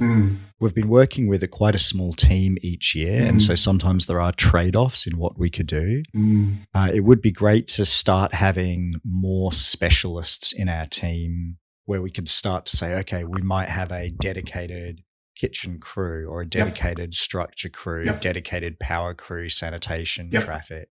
So if you have a particular interest in leading an area, it'd be great to get involved because this is your opportunity to come in and just start a new area from greenfields if you're interested. I think that's a really good one because quite often it's sort of something you hear in the car on the way out of an event. People will say, this has been good, but I really think this team really needs to do something differently. And if you have that idea, this could be your chance to do that something and make the difference. Exactly. It's great to get in on the ground level. Toby, what's the best way that people can get in contact with you if they would like to be on the SPAM team? So first of all, I'd put a call out for please become a member of Common Arts Victoria. That's Hopefully, if you're listening to this podcast, you might be already. But if not, commonarts.org.au, and you can join up there. As a member, you'll get access to our Slack system where you can chat with us. However, if you'd prefer to just chat via email, that's also totally fine. There is a contact us page on the website as well. I think scroll down somewhere near the bottom. You can write some messages in there, and they will go to all of the key members, so you'll get through to me eventually. Gotcha. And then we can chat by email or whatever form you like. Excellent. Sounds pretty easy. Okay, Toby, thanks for being on the pod, and I look forward to seeing you at Underland 2025. Likewise, look forward to seeing you there. Thank you. Up next is the Sanitation team. Lara, welcome to the Bonzaar podcast. How are you today? I'm great, thanks. Thanks for coming on. I've been scrabbling around trying to find someone, and you have graciously stepped into the fold to talk about sanitation for us today. Oh, I'm always happy to talk about toilets and sanitation. It's one of my passions. your pet topic. Okay, so now, to be clear to everyone, you are not the sanitation lead for Underland 2025, but you are here as my very knowledgeable sanitation person as a placeholder to talk about what being on the sanitation team involves, because we will pretty soon, hopefully, have a sanitation lead, and maybe we can talk a bit about that role as well. Yeah, absolutely. I am not currently the sanitation lead for Underland, and I'm hoping that I can encourage someone to fill in that role, because it's something that I've done for other burns and got so much appreciation from the community for doing that, and had so much growth in myself, learning so many skills doing something that I never saw myself in that role, but I'm very glad I got into that role. And developed a fearsome reputation, I might say. We still, at Underland, we still refer to things as, we'll do that the Lara way. That's the Lara way of doing things. and various little innovations as well, like Lara sticks. That's sort of common parlance about how we do things. But anyway, we'll get onto that. Before we get there, can you give us a bit of a background on how you got into the whole burning scene? When did this all begin for you? Yeah. So I met someone down in Tassie who encouraged me to come to my first burn. So I went to Burning Seed in about 2014 or 2013 and had such a wonderful, magical experience. I was like, I need to get involved in the creation of this event, because it just blew my mind. I met so many really lovely people that remain friends to this day, and I wanted to help keep that community growing and be alive. So I volunteered in the build crew the following year, and we were also responsible for cleaning the toilets during the event. And it just felt like a big job that kind of needed to be its own crew. And there was a few things that we weren't doing very well. We just had portaloos, but we maybe didn't have enough portaloos, and they weren't being cleaned very regularly. So there was a lot of drama and trauma around using the portaloos at that event that I saw could be avoided. So I started the sanitation team, became the sanitation lead for that following year. So straight away you saw a problem on your first year and then stepped in to fix the problem straight away in the second year. Yeah, which is, I think, how a lot of the team leads end up becoming team leads. You see a need in a community and you seem to have the drive to do it. And there's so much support in the rest of the team that if you want to jump into a role that's maybe even slightly a stretch for you at the time, there's so much support and institutional knowledge to help get you there. And was it a stretch for you at the time? Were you a little bit uncertain about taking on the role at the time?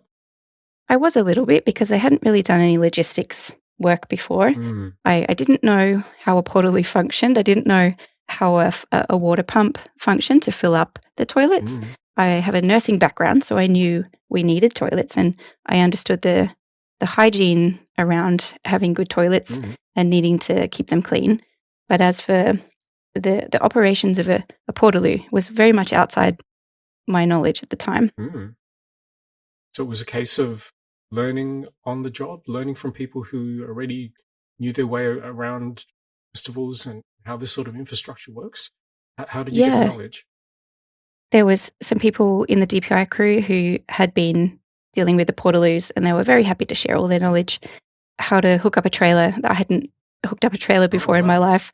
So all of that sort of stuff was just passed on from other team leads and other people who were part of the crew. And, just a little bit of Googling as well. Didn't go astray. And it really wasn't long before I felt very confident knowing how to deal with a portaloo and fill up a portaloo and all the things necessary for that, and how many toilet rolls you need how many liters of water you need, all of that stuff. And now we have all of that knowledge in the burn community. It'd be so easy to jump in to that role with all of that knowledge already set. That's it. That's another really important part of the lead role here. It's actually the kind of algorithm you have in your head. Now, this has been a topic of discussion in past years for how many people, how many toilets, and how much toilet paper, and how much pumping out do you need to, get done. It's kind of this algorithm I know you have in your head to calculate exactly how much do you need, because you don't want to, overspend. You certainly don't want to underspend and leave yourself short on Exactly. water use. So it's that numbers side of things. Yep, which the algorithm is written down and easily shared. It's not a big deal anymore. Yeah. And how many crew you need to help you with that job, because it's not something you really want to be doing on your own. You want to be encouraging other people to come with you and have fun, and a little bit of people skills is needed to help keep that crew momentum going. Yeah, that crew wrangling and crew motivation. I think it's a role. Sanitation is a role that kind of people think about it and they shy away from the role. There's a little bit of an ick factor, and I think a lot of people don't really know what it involves, because it's not actually that yucky or that onerous when it comes down to it. Sure, you're dealing with toilets, but most of the time it's more monitoring and restocking, if I remember correctly. Yeah, exactly. Very rarely do you come across a situation where it needs much cleaning. It's just grab a bit of the toilet paper, a bit of hand sanitizer or spray, wipe the surfaces down, restock the toilet paper, and, get clapped on the way out and thanked by everyone who's around waiting for toilets. And that's really the majority of the job. Sometimes you'll come across something that needs a clean, and then, you're going to be there with the fire pump at some point to fill up the toilets, or you get a contractor in to fill up the water. They can just give it a spray down. The whole Portaloo thing being washed out it's really simple. You just spray the whole thing down, wipe it down, you're done. Yeah, it's all plastic. It's Yeah. you can't hurt the things. Yep. If you've ever cleaned your toilet at home, it's the same. Like, it doesn't really get much worse than that. No. And if they do get full and need pumping out, that's not something we do anyway. That's something a contractor does for us. Exactly. So in that case, if things are full up, it's a case of just locking that particular toilet to say, this one's full, please don't use this one, and then coordinating with the contractor to make sure that one gets pumped out. Yep, exactly. Yep. The hardest part of the job is delegating where you need to, and keeping the crew morale alive. And really, that's a super simple job if you make it fun. So one of the things that I really like to do, the banks of toilets are distributed around the event site, and you need to ideally touch every bank maybe a couple times a day. Yep. So there's a fair bit of going between the banks, and I used to go on a little bit of a theme camp trip or an art tour when you go from bank to bank. Yep. And you can have quite a lot of fun because you don't need to do it on a really tight schedule. That's you don't have to run from place to place. It's not like Gate where you're stuck at Gate and you're in a certain 4-hour block where you're doing your job in that 4 hours. You can wander around and make it fun. Play before work. Yeah, okay, I like it. Yeah, it can be done on a bit more of a relaxed schedule, and potentially with a vehicle too. If there's a site vehicle available, you don't physically have to trek the paddock with a Santa sack full of toilet paper, or actually not even trekking it around. Because at Underland, we try to do the self-service loos thing, which again was one of your innovations.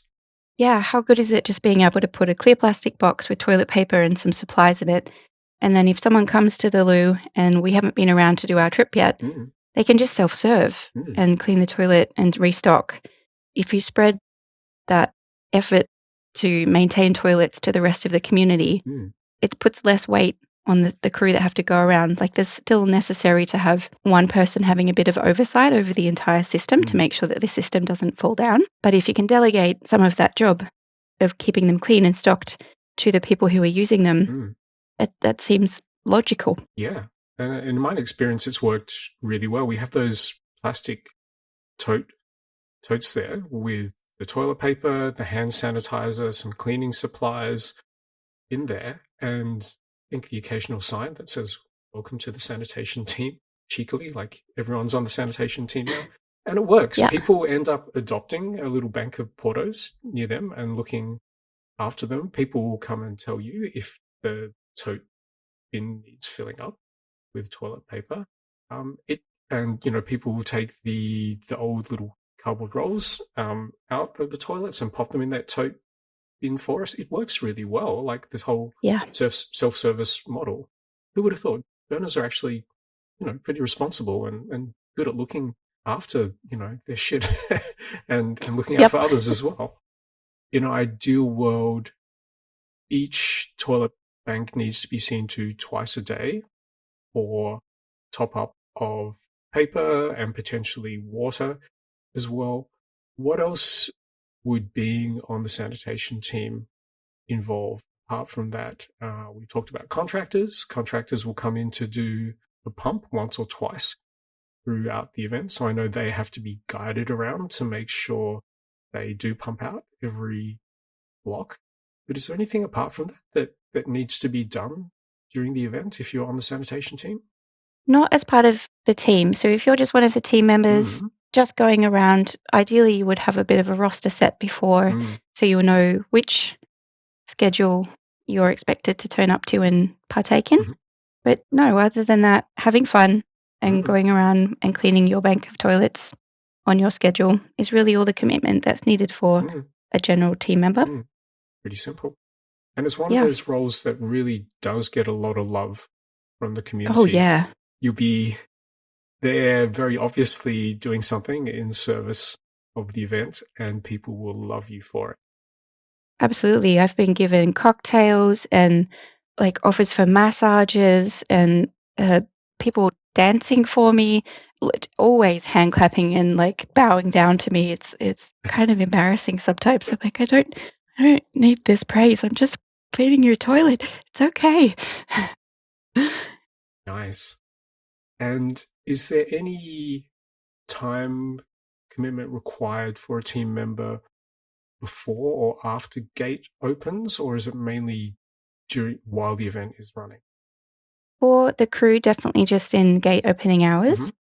For the team lead, there'd be a little bit of requirement to negotiate with DPI or the site team just to figure out whether you're needed to manage the crew toilets or not. Sometimes the site team are just happy to do that on their own if you're not available. It would depend how the contractor and DPI or site relationship works out during that particular event, whether you're needed to work with the contractor beforehand or not. Sometimes site team is happy to take on that responsibility because they're already dealing with the contractor for other equipment needs. So working with DPI beforehand to figure out your requirement and time commitment would be necessary to really decide that. In previous, when I've done sanitation, running things like making sure the rosters are organised and making sure the toilet paper order is in and that we've got enough hand sanitizer just requires a couple of hours in the weeks lead up, and maybe before that just doing those little check-ins with the site lead, an hour a fortnight or 2 hours a fortnight, just to make sure everyone's on the same page and all of the necessary equipment is organised beforehand. So it's not a huge commitment for that role, and it's very easily negotiated with the other team leads to see what can be lumped together with other infrastructure and equipment needs that are already being organised. That's a really good point, because I think whoever takes on this role can expect a lot of really good support, especially from the spam team. There is an inventory of stuff that's already available, and that includes the cleaning products, the tote bins, the existing toilet paper supplies, and signage as well. So that's all well inventoried and in the shipping container and ready to go. So it'll be just a question of touching base with the spam lead and seeing what's there already and what needs to be purchased. So it should be pretty simple. Makes really. it so easy. Yep. In terms of the team, have you found that volunteers who come on to take part in the sanitation team tend to stay and you end up forming a core team year to year. Yeah, absolutely. People always want to come back because it's a That's a good sign. well-loved role. Yeah. You get so much appreciation, and it's really not a lot of time commitment for the level of appreciation you get. And it's a very simple job. It doesn't require a lot of brain. So if you've had a big night the night before, it's not hard. Oh, good point. Yeah, that really is important. So you can, This one doesn't. yeah, you unless can, you're driving the vehicle, you maybe you can get away with being a little bit less sharp than you might otherwise be. yep. So it doesn't stop you from having a really fun night the night before. As long as you show up, you're very useful. Excellent. That's a really good sign that you're able to form a crew and they return year after year because they had a good time and want to be part of that same team. It's really good. Yeah. And you know what? Even when we don't have quite enough crew, sometimes you don't quite have enough and you're walking around the paddock, people will join last minute. They will see that you don't quite have enough hands and they'll be like, I have the capacity to help you guys with this right now. Can I join the team? Absolutely. And those people will still come back year after year as well. They join once. Ad hoc recruitment. Fantastic. Yep. Have you ever had any really good sanitation team swag for your crews? Oh, yeah. We've had great little patches, say, taking care of shit. Oh, brilliant. And we had some flags that we'd put on the ute that you could see from around the paddocks. You could see when we were driving around. I'm a fan of the saying, you're either a swag whore or a liar. So true. It's so true. That's a really good idea. I think we should put some effort into the team swag this year, and it would be great if the sanitation crew can have their own little bit of distinct swag that's different from spam to designate the fact that they've taken on a subset of duties that normally is overlooked. It's been much appreciated. Yep, it really can make or break an event having good toilets. I mean, one of the first times I ever went to a big event and that there wasn't quite enough portaloos and they weren't very well maintained and the event was great. But the struggle of having to wait for a toilet and then use a toilet that was dirty and wet just really upset my flow in that event. Like I was really wanted to get back to watch the show that I had ducked away from to use the loo. And I thought I was going to be gone for, 10 minutes, but 45 minutes later I go back and I'm just a little bit frustrated and annoyed, and it really can ruin an experience having a bad toilet event. Yeah, it's literally a hygiene factor in terms of your ability to stay in that immediacy and enjoy what's going on. Yeah, so let's aim for some really well-maintained, clean toilets. That there's plenty to go around. Lara, thanks for your descriptions of this role.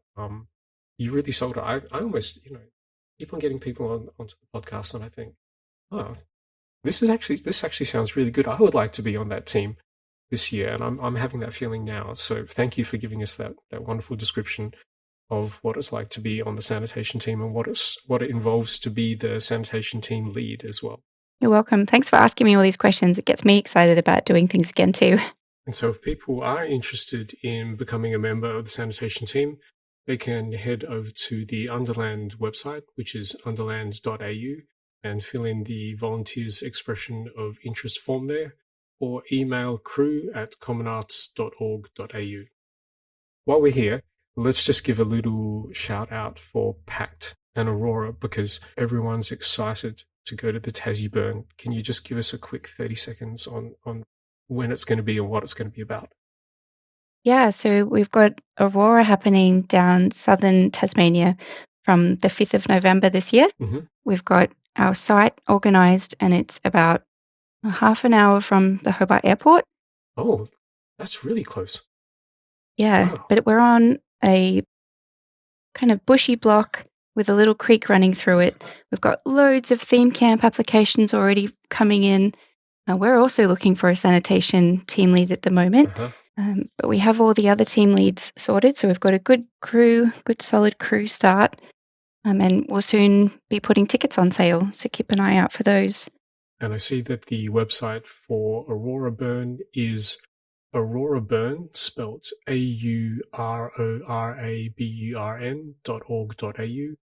and there you'll be able to find the volunteer sign-up form, theme camp application form, and more information about tickets coming shortly. Excellent. Lara, thanks for that. Any last messages for anyone thinking about jumping onto the volunteers team and getting into a sanitation volunteer role this year? If you're thinking about it, just go ahead and do it. If you're not sure about your time commitments, but you think you've got some time, just do it. It'll work out. And if your plans change and you can't do that particular role anymore, we can redistribute you into a different team. Just any kind of volunteering at this event is very much worth it. You will have such a great time. It is by far the best way to burn. Absolutely. You'll get so much more out of it. Yep. Lara, thanks for coming on the podcast today. I look forward to seeing you at Underland and Aurora. Heck yeah. Coming up next, the Leave No Trace team. Pierre, welcome to the Bonzaar podcast. How are you doing today? Great, thank you, PY. How are you? Good. For our beautiful listeners, can you introduce yourself and tell us what you do at Underland? Sure thing. So my name's Pierre. I have been going to burns for probably the last sort of 10 years or so. And I hadn't done a whole lot in terms of being involved in setup or crew at that stage. But when I heard that there was a Victorian burn starting up I heard about it in 2022 after the inaugural burn for Underland. I just dropped in and said, they were looking for folks to lead a few different departments. So I was like, yeah, I'm into resource efficiency and resource management and all those sorts of bits and pieces. So I thought L&T, Leave No Trace, would be a really good fit. And I'm passionate about those sorts of things and minimizing our impact on the planet. And and it's it's both an environmental thing, but it's also a visual thing. It's a great having a really beautiful, clean events. It's pretty inspiring. I guess you can kind of look at other events and compare them, but seeing some things from Glastonbury today. Yes. But yeah, it was a pretty awesome little event. So yeah, came in and did it the subsequent year in 2024, which is last year, and I'm taking again lead in 2025 this year. Excellent. So yeah, that's how I got into Underland. Those sort of concerns you had about resources and looking after the site and that kind of thing, were those kind of things that were top of your mind way back in the day when you first kind of got started in the scene? Were those things that you'd seen? Yeah, I think so. Comparisons to other festivals where you just sort of see a field of almost like a literal dump left behind. Dump ground. Tents Yeah. and Yeah. you see I think it has always been. And I think I kind of interfaced a bit with Burning Seeds, Leave No Trace sort of outcomes, like their reports and bits and pieces. And I was pretty impressed. So I could sort of see where things could go for Underland. And when you get in at the ground level as well on projects, then you can sort of create a bit more effect and change and all that sort of stuff. And so it was pretty interesting that way. And and the crew when I joined were fantastic. They were really welcoming and supportive. Helped me sort of set up a few bits and pieces. Helped out with signage. Just resourcing, where to find stuff, how to get stuff done, who to talk to. It was really it was fantastic. And I when I first turned up at the event for the first time. Never hadn't been to it, and just dropped straight into the role. And really good. Cool. So you mentioned Burning Seed. Was that your first burn back in the day? Was that your first kind of exposure to things? This is sort of way before my time. Yeah, I think like 2017 or 16. I can't quite remember. 2017 it was. And I was aware of the promotion around Leave No Trace, so that was pretty important, like in terms of the things to bring and things to not bring. So that became very apparent. And then, just observing the event and seeing how little there was in terms of like just how clean everything was and how well managed and organized it all was really inspiring. So it is impressive when you're one of the last people to leave site and you kind of look back and you're like, damn, it's like it is literally. It's very satisfying. Then we found it. Underland, as we go through every site, go through the same site every year. Is like we're cleaning up stuff that was there before we arrived, sort of agricultural waste. All sorts of bits and pieces like wire and fencing clips, things like that, ear tags, things like that. But they were there before we even arrived. So we've actually, technically we're sort of leaving the site in a better state than we even found it. So, and that's the role. That's what Leave No Trace does.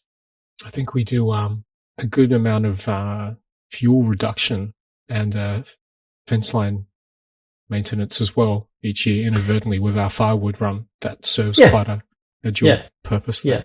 Yeah, definitely. Yeah. As well as getting, 6 tons of firewood or whatever we get. It's not a small amount. So No, it's not. And that's an important function to keep everyone warm in the middle of. Well, it's not quite winter, but early spring. It still is a little bit chilly at night, isn't it? Yeah, it's still pretty chilly. Cold people like me definitely need it. Okay, can we talk about the nuts and bolts of Leave No Trace? I'm just actually looking at the Burning Man principles here. Our community respects the environment. We are committed to leaving no physical trace of our activities wherever we gather. We clean up after ourselves and endeavor where possible to leave the places in a better state than when we found them. Exactly what we said. Yes. Yeah. Tell me about the nuts and bolts. What does the Leave No Trace team do? So I guess the main role is to ensure that there's minimal rubbish on the ground. Like that's sort of like that's the nuts and bolts in that sort of sense.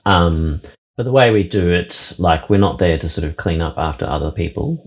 Our role is to encourage people to clean up after themselves. We do that sort of in terms of like reminding events, pre-event, there's reminding people what to bring and what not to bring. I see you, sequins, but I'm sliding in sometimes and disappearing into the grass. Yep.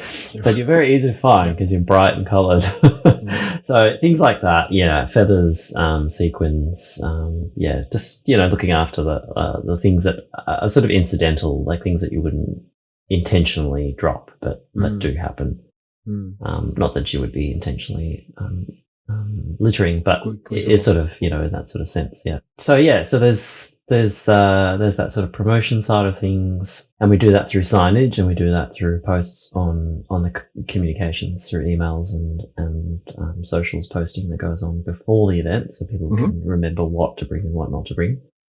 So, and then during the event, we do some monitoring, just sort of ad hoc monitoring, just to sort of see what's going on. If we notice things on the ground, just as we're going through during the after the gates open and all that sort of stuff. Oh, that's right. I remember your proactive monitoring in the form of your Moop bin chicken.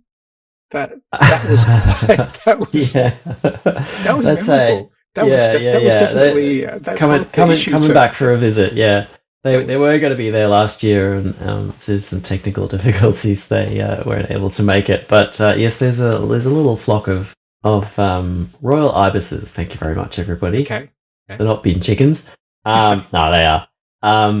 I gave them the name the Moop birds, but essentially just some roving performers walking the paddock and helping people clean up, finding Moop and seeing they can find a human to match it up with to pick it up. It was. So. I don't quite know why. It was really effective and almost a bit. It's kind of. I don't know why I found it a little bit spooky as well. Well, the vocalizations were a bit. The character is pretty funny, and I mean bin chickens are pretty funny anyway. But I had some great interactions with people. Kids loved it.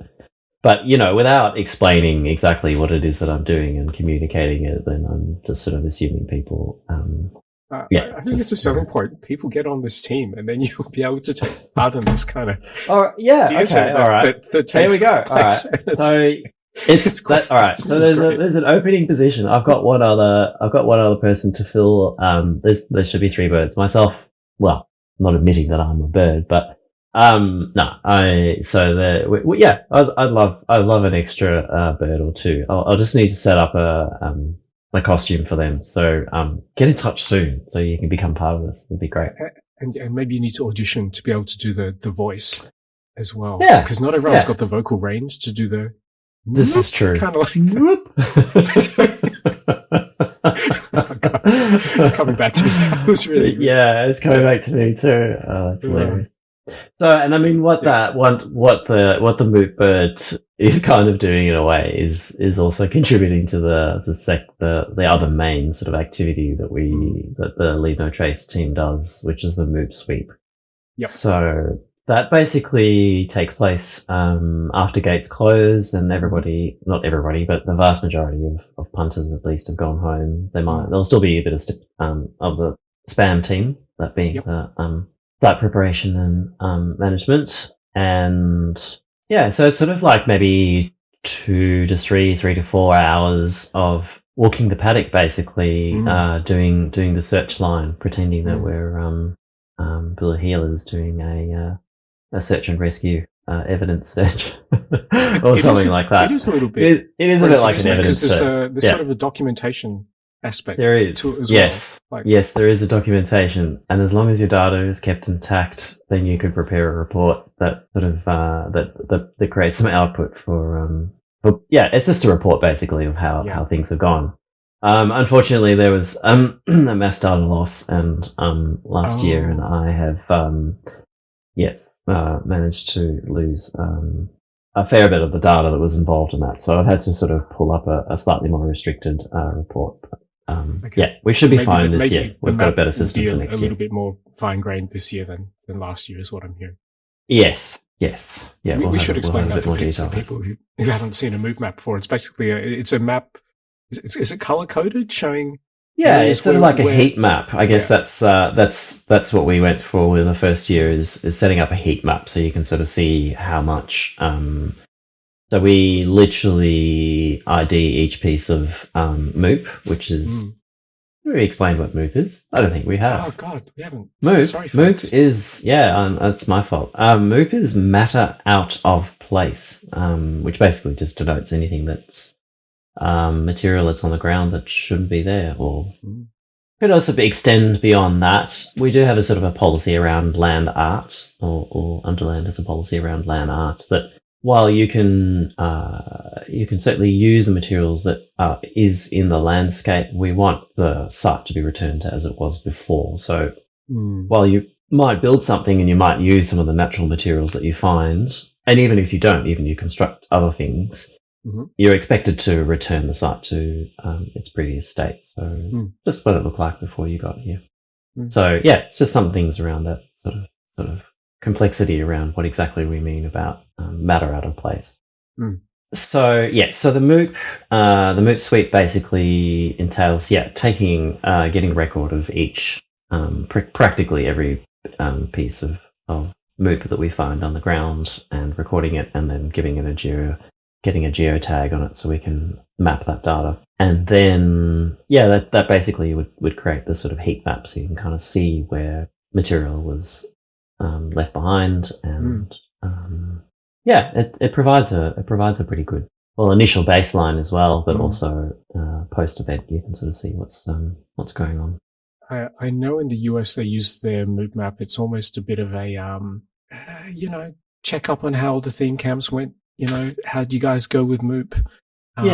Is there anything we need to have a talk about in terms of okay, you guys had a mass cupcake party, and then there was 4 billion cupcake wrappers on the ground. There were billions and hundreds of thousands on the ground. Something like that. I mean, food. People might sort of go, food is, it'll break down and it'll stay. I mean, we are, most of us are pretty aware that leaving food out is not ideal, also for native animals and all that sort of stuff. But yeah, they contain compounds that all sorts of different places. So yeah, food, for example, is something we still sort of take seriously. So record that's that. right, because that is one of the considerations, isn't it? It is a working farm, so there will be intermittently, obviously, native animals going through that paddock, but also grazing animals. I remember one year I was talking about, we'll just put wood chips down if it's going to be muddy, and then we had to sort of have this conversation about, hang on, can we do that this paddock, and is that okay for depending on what wood chips you use? Can you use that for grazing animals immediately after? So yeah, there is some.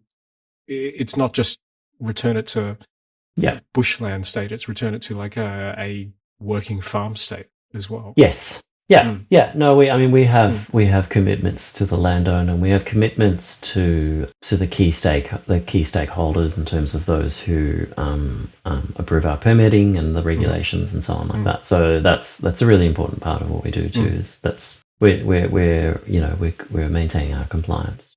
It's like one of those many things. I guess particularly, fire notably, where it's sort of, we really have to manage this one. Otherwise, it sort of puts the event in risk for future years, kind of thing. Exactly. Yeah. Okay. Yeah. I mean, no landowner is going to want.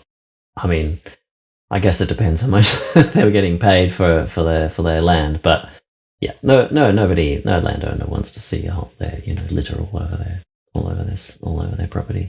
Yeah. No, I think even if I don't know. I mean, if the landowner got paid millions, would they be happy to see the place get trashed and then just spend $100,000 getting a crew?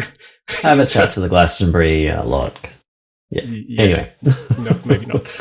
Okay, so it's sounding like you need people for the Moop Sweep post event, which is less than a day's work post event. Just like 3 to 4 hours on the Monday or the Tuesday, and we usually finish up by the Tuesday. Like Wednesday is usually not required, and it's good to get the site wrapped up and moved out. Okay. Yeah. So if you want to hang around, you can use the facilities. Like we've got extra facilities. So we being SPAM, site preparation and management. And we, we'll have a barbie on the Tuesday afternoon, just to wrap things up. Also for the spam crew as well. They good connecting time and lots of backslapping and all that sort of stuff. So you're very welcome to. If you come along and want to help out with spam with LNT, then anything we've got at spam is open for you to use. Just given that the toilets and kitchens and maybe the rest of your theme camp is packed up and gone home. So it's almost like a good way of having a bit of a slow exit and a nice kind of exactly. Wait till the rush is gone, kind of thing. Wait till the road is flushed out a bit, and just kind of take your time. Almost have like a little quiet reintegration back into the world. Yeah. And walk the nice, quiet, rolling paddock. Yeah, and it's do a bit of tidying up. Yeah, and on the Monday night or something like that, you can hang around the fire and the spam fire and have chats. The spam crew are pretty bloody awesome people. Some of the best people I've ever met. So it's very chill. Well worth getting to know. And maybe you want to go and do more help out spam the following year. Good opportunities there, really good. Okay, and so you people a little bit during the event, potentially for some bin chicken theatre. After the event for half a day or so, is there any pre-event activities that happen in terms of surveying and data gathering that you need people for? The signage and the pre-event promotions is really important. I think for those people who are virgins, those who are coming to a burn for the first time, they may or may not know, all these bits and pieces. So that sort of that communications and promotion before the event's really important. In terms of actual other activities. Look, we've done some initial sort of scouting to have a look at weeds that are on the property as well. That we're kind of interested in trying to do some weed management, some land management. We have also had some initial thoughts about doing some re-veg work, but that's entirely up to the landowner. So we're sort of approaching it that. I'm certainly keen with a bit more capacity and time to do some more research into effects, the impacts outside of the event, but connected to the event. So in particular around carbon and doing some work around that. But look, I have limited capacity in terms of what I can do, but certainly interested if other people are interested in connecting and doing some of that work. Yeah, I mean, I might do a little pilot. I did a bit of a pilot last year in terms of like monitoring what cars sort of come in and doing some surveys and asking people how far they've come, where they've come from, all that sort of stuff, just to sort of get an idea of distances and quantities of fuel and all that sort of stuff. Get a carbon base. So yeah, look, there's always more, and there's lots of really interesting things going on at the Big Burn and at the other burns around Australia. And yeah, anybody who's got ideas about what they've been doing there and want to inject it into Underland, we're definitely super keen. Yes, this is a good point, because it's sort of part of there is sort of a bigger initiative out there about, looking at how we do these events. Do we need to, people asking questions, do we need to burn things? How is that affecting our carbon footprint? How many miles are people driving? What sort of fuel are we using? One big discussion we have every year in Spam is solar. Can we get away from generators, because generators are ugly for various reasons. Everyone wants a nice quiet site for a start. So there's a lot of sort of bigger environmental and resource issues here that surround leave no, that it's not just about the bin chickening the ground. No, definitely. There are bigger pictures, and I mean to leave no trace. Like, I mean, the ultimate irony is that we leave a burn scar, and you can argue that you can clean out the burn scar, you can take out the ash, you can take out the fittings, the metal fittings from the burnable art, but you have functionally sterilized the ground underneath that burn scar, and that has various effects. But ultimately, you really are not leaving no trace. There is some reckoning around that. Like, we're getting into the weeds a bit, but it's definitely something worth thinking about. And there will probably be years. This is outside of the scope of LNT, but there'll be years when we probably won't be able to burn. So coming up with a plan B would probably be a good idea. How to burn without burning? I know.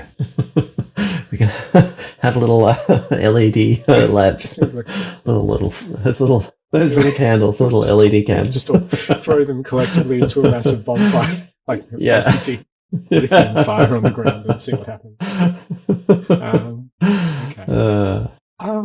All right. So to finish up with a couple of more things, for people looking to be part of this team, do they, apart from the time that they would need to gift during at the end of the event, is there any particular skills or abilities they need to have? This does sound like it'll take a little bit of walking, not heaps, and a little bit of carrying stuff around, but again, not absolutely heaps. It's sort of a not too demanding physically. No, it's pretty light. I mean, I think about how much work other Spam members do. I just seem to do a lot of walking. That's what most people on the team sort of end up doing. It's not, you get gloves and a bag, and I might have a few of those picky uppy sticks, but no skills. Just as long as you can walk, and as long as you can got half decent eyesight, and you can see things on the ground. That's pretty simple. And just engaging with social media as well and that stuff like that. That's right. Yeah, on the education side. And just to point out, for people who haven't been before, it's not like there's tons of rubbish that's been picking up here. It's in generally think people are pretty good. So we're really in the kilograms here, aren't we? We're not in the... not even, I don't think we even made a kilogram. It would probably... Not even 1 kilogram. No, wow. No. It's a bag. It's a small shopping bag. Yeah. Amazing. Easy. Yeah. Okay. Like, I think in the first year there was one water canister that rolled off, which was as big as everything else put together. I mean, it was empty, and we picked up and recycled it and all that sort of stuff. Oh yeah, that's the other thing I was going to mention was cans. We sort of we picked up a fair few. Well, there's a lot of aluminium cans generated, and we did a hooked up with the local footy group and netball group for the kids' footy ball, and used that as a fundraising exercise for them. We're just going to sort of, I think we'll probably refine it a bit this year and have a central point. But yeah, that's a good little community building, connecting sort of activity, and it shows that we've got, we're willing to put in a bit of time and effort into into the local community, which we're just there for a few weeks each year, but good fun. Yeah, but interfacing with the locals, and all of the locals I've met have been really happy to have us there, which is really good.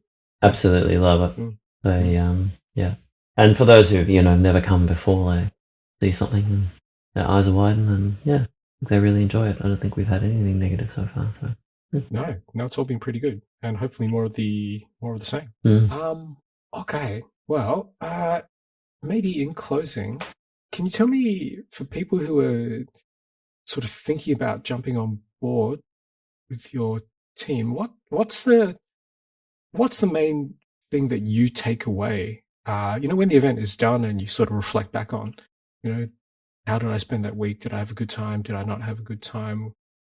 What did I take away from it? What's the main thing that you sort of come away with, having sort of given this gift of leading the LNT? So what's the sort of the positive thing that you reflect on after it's all done that people might get out of it? Oh, it's such a buzz. It's such a buzz. It's like it's all the lead up and stuff is very exciting, but the afterglow that you get from an event like that, just in terms of connecting with people and just the incredible creativity, it's mind blowing, and the effort that people put in and the care they have for each other, and just respect, and it's just a really strong sense of community, and while it sort of only lasts a few weeks in September, October, it really does carry through the rest of the year. But it really is that afterglow of and warmth of connecting with people, and it's nothing quite like it. I feel that the volunteering aspect only kind of deepens that experience. Absolutely. You sort of see a bit further behind the scenes and become a little bit more involved, and have an excuse to see people and meet things, and things and meet people. This is still they are still some of the best people around. The Burners are awesome people in the vast majority, and Spam, Spam leadership's fantastic, and Spam and Cav, Common Arts Victoria in general have done a fantastic job in fostering that, and getting good feedback, I think, from community. Like, there are obviously little hips and hiccups and all that sort of stuff, but I just think that the way things are run is really clean and transparent. Okay. So for folks wanting to get in contact with you to inquire about the LNT team, what's the best way for them to reach out to you? I guess probably the email. There's an LNT, so leave no trace, just the letters LNT, at commonarts.org.au. You could probably email anybody at Common Arts, including the secretary or the president or anything, and they'll, if you can't get hold of me through that email, then there'll be someone. There's a generic email address that you can find at commonarts.org.au or Underland.au. Yep. Yes, I believe there should be a crew at commonarts.org.au email as well. Otherwise, you can also hit me up in the Slack. I'm Peer, P-E-R. Yeah, I mean, look, if you can find me on Facebook, then I'm also there. You can find me wherever. But just get in touch sooner rather than later, and let us know your availability around the towards the end of things. And like I said, it's all really well catered and everything like that. So if you want to hang around for a few more hours on the Monday or Tuesday, that'd be really awesome. But during the rest of it too. Hang around and have like a slow, peaceful reintegration back into the default world and take a bit more time to just stroll those beautiful hills, contemplate the week that's been. Yeah, definitely. Take it slow. Okay, Pierre, thanks for coming on the podcast today. I look forward to seeing you out there on the paddock. Yeah, sounds great, PY. Thanks heaps. That concludes part 1 of this Underland Volunteers Call-Out episode. Please come back for part 2, where we hear from the Rangers, Sanctuary, Fire Team, and the Sandmen.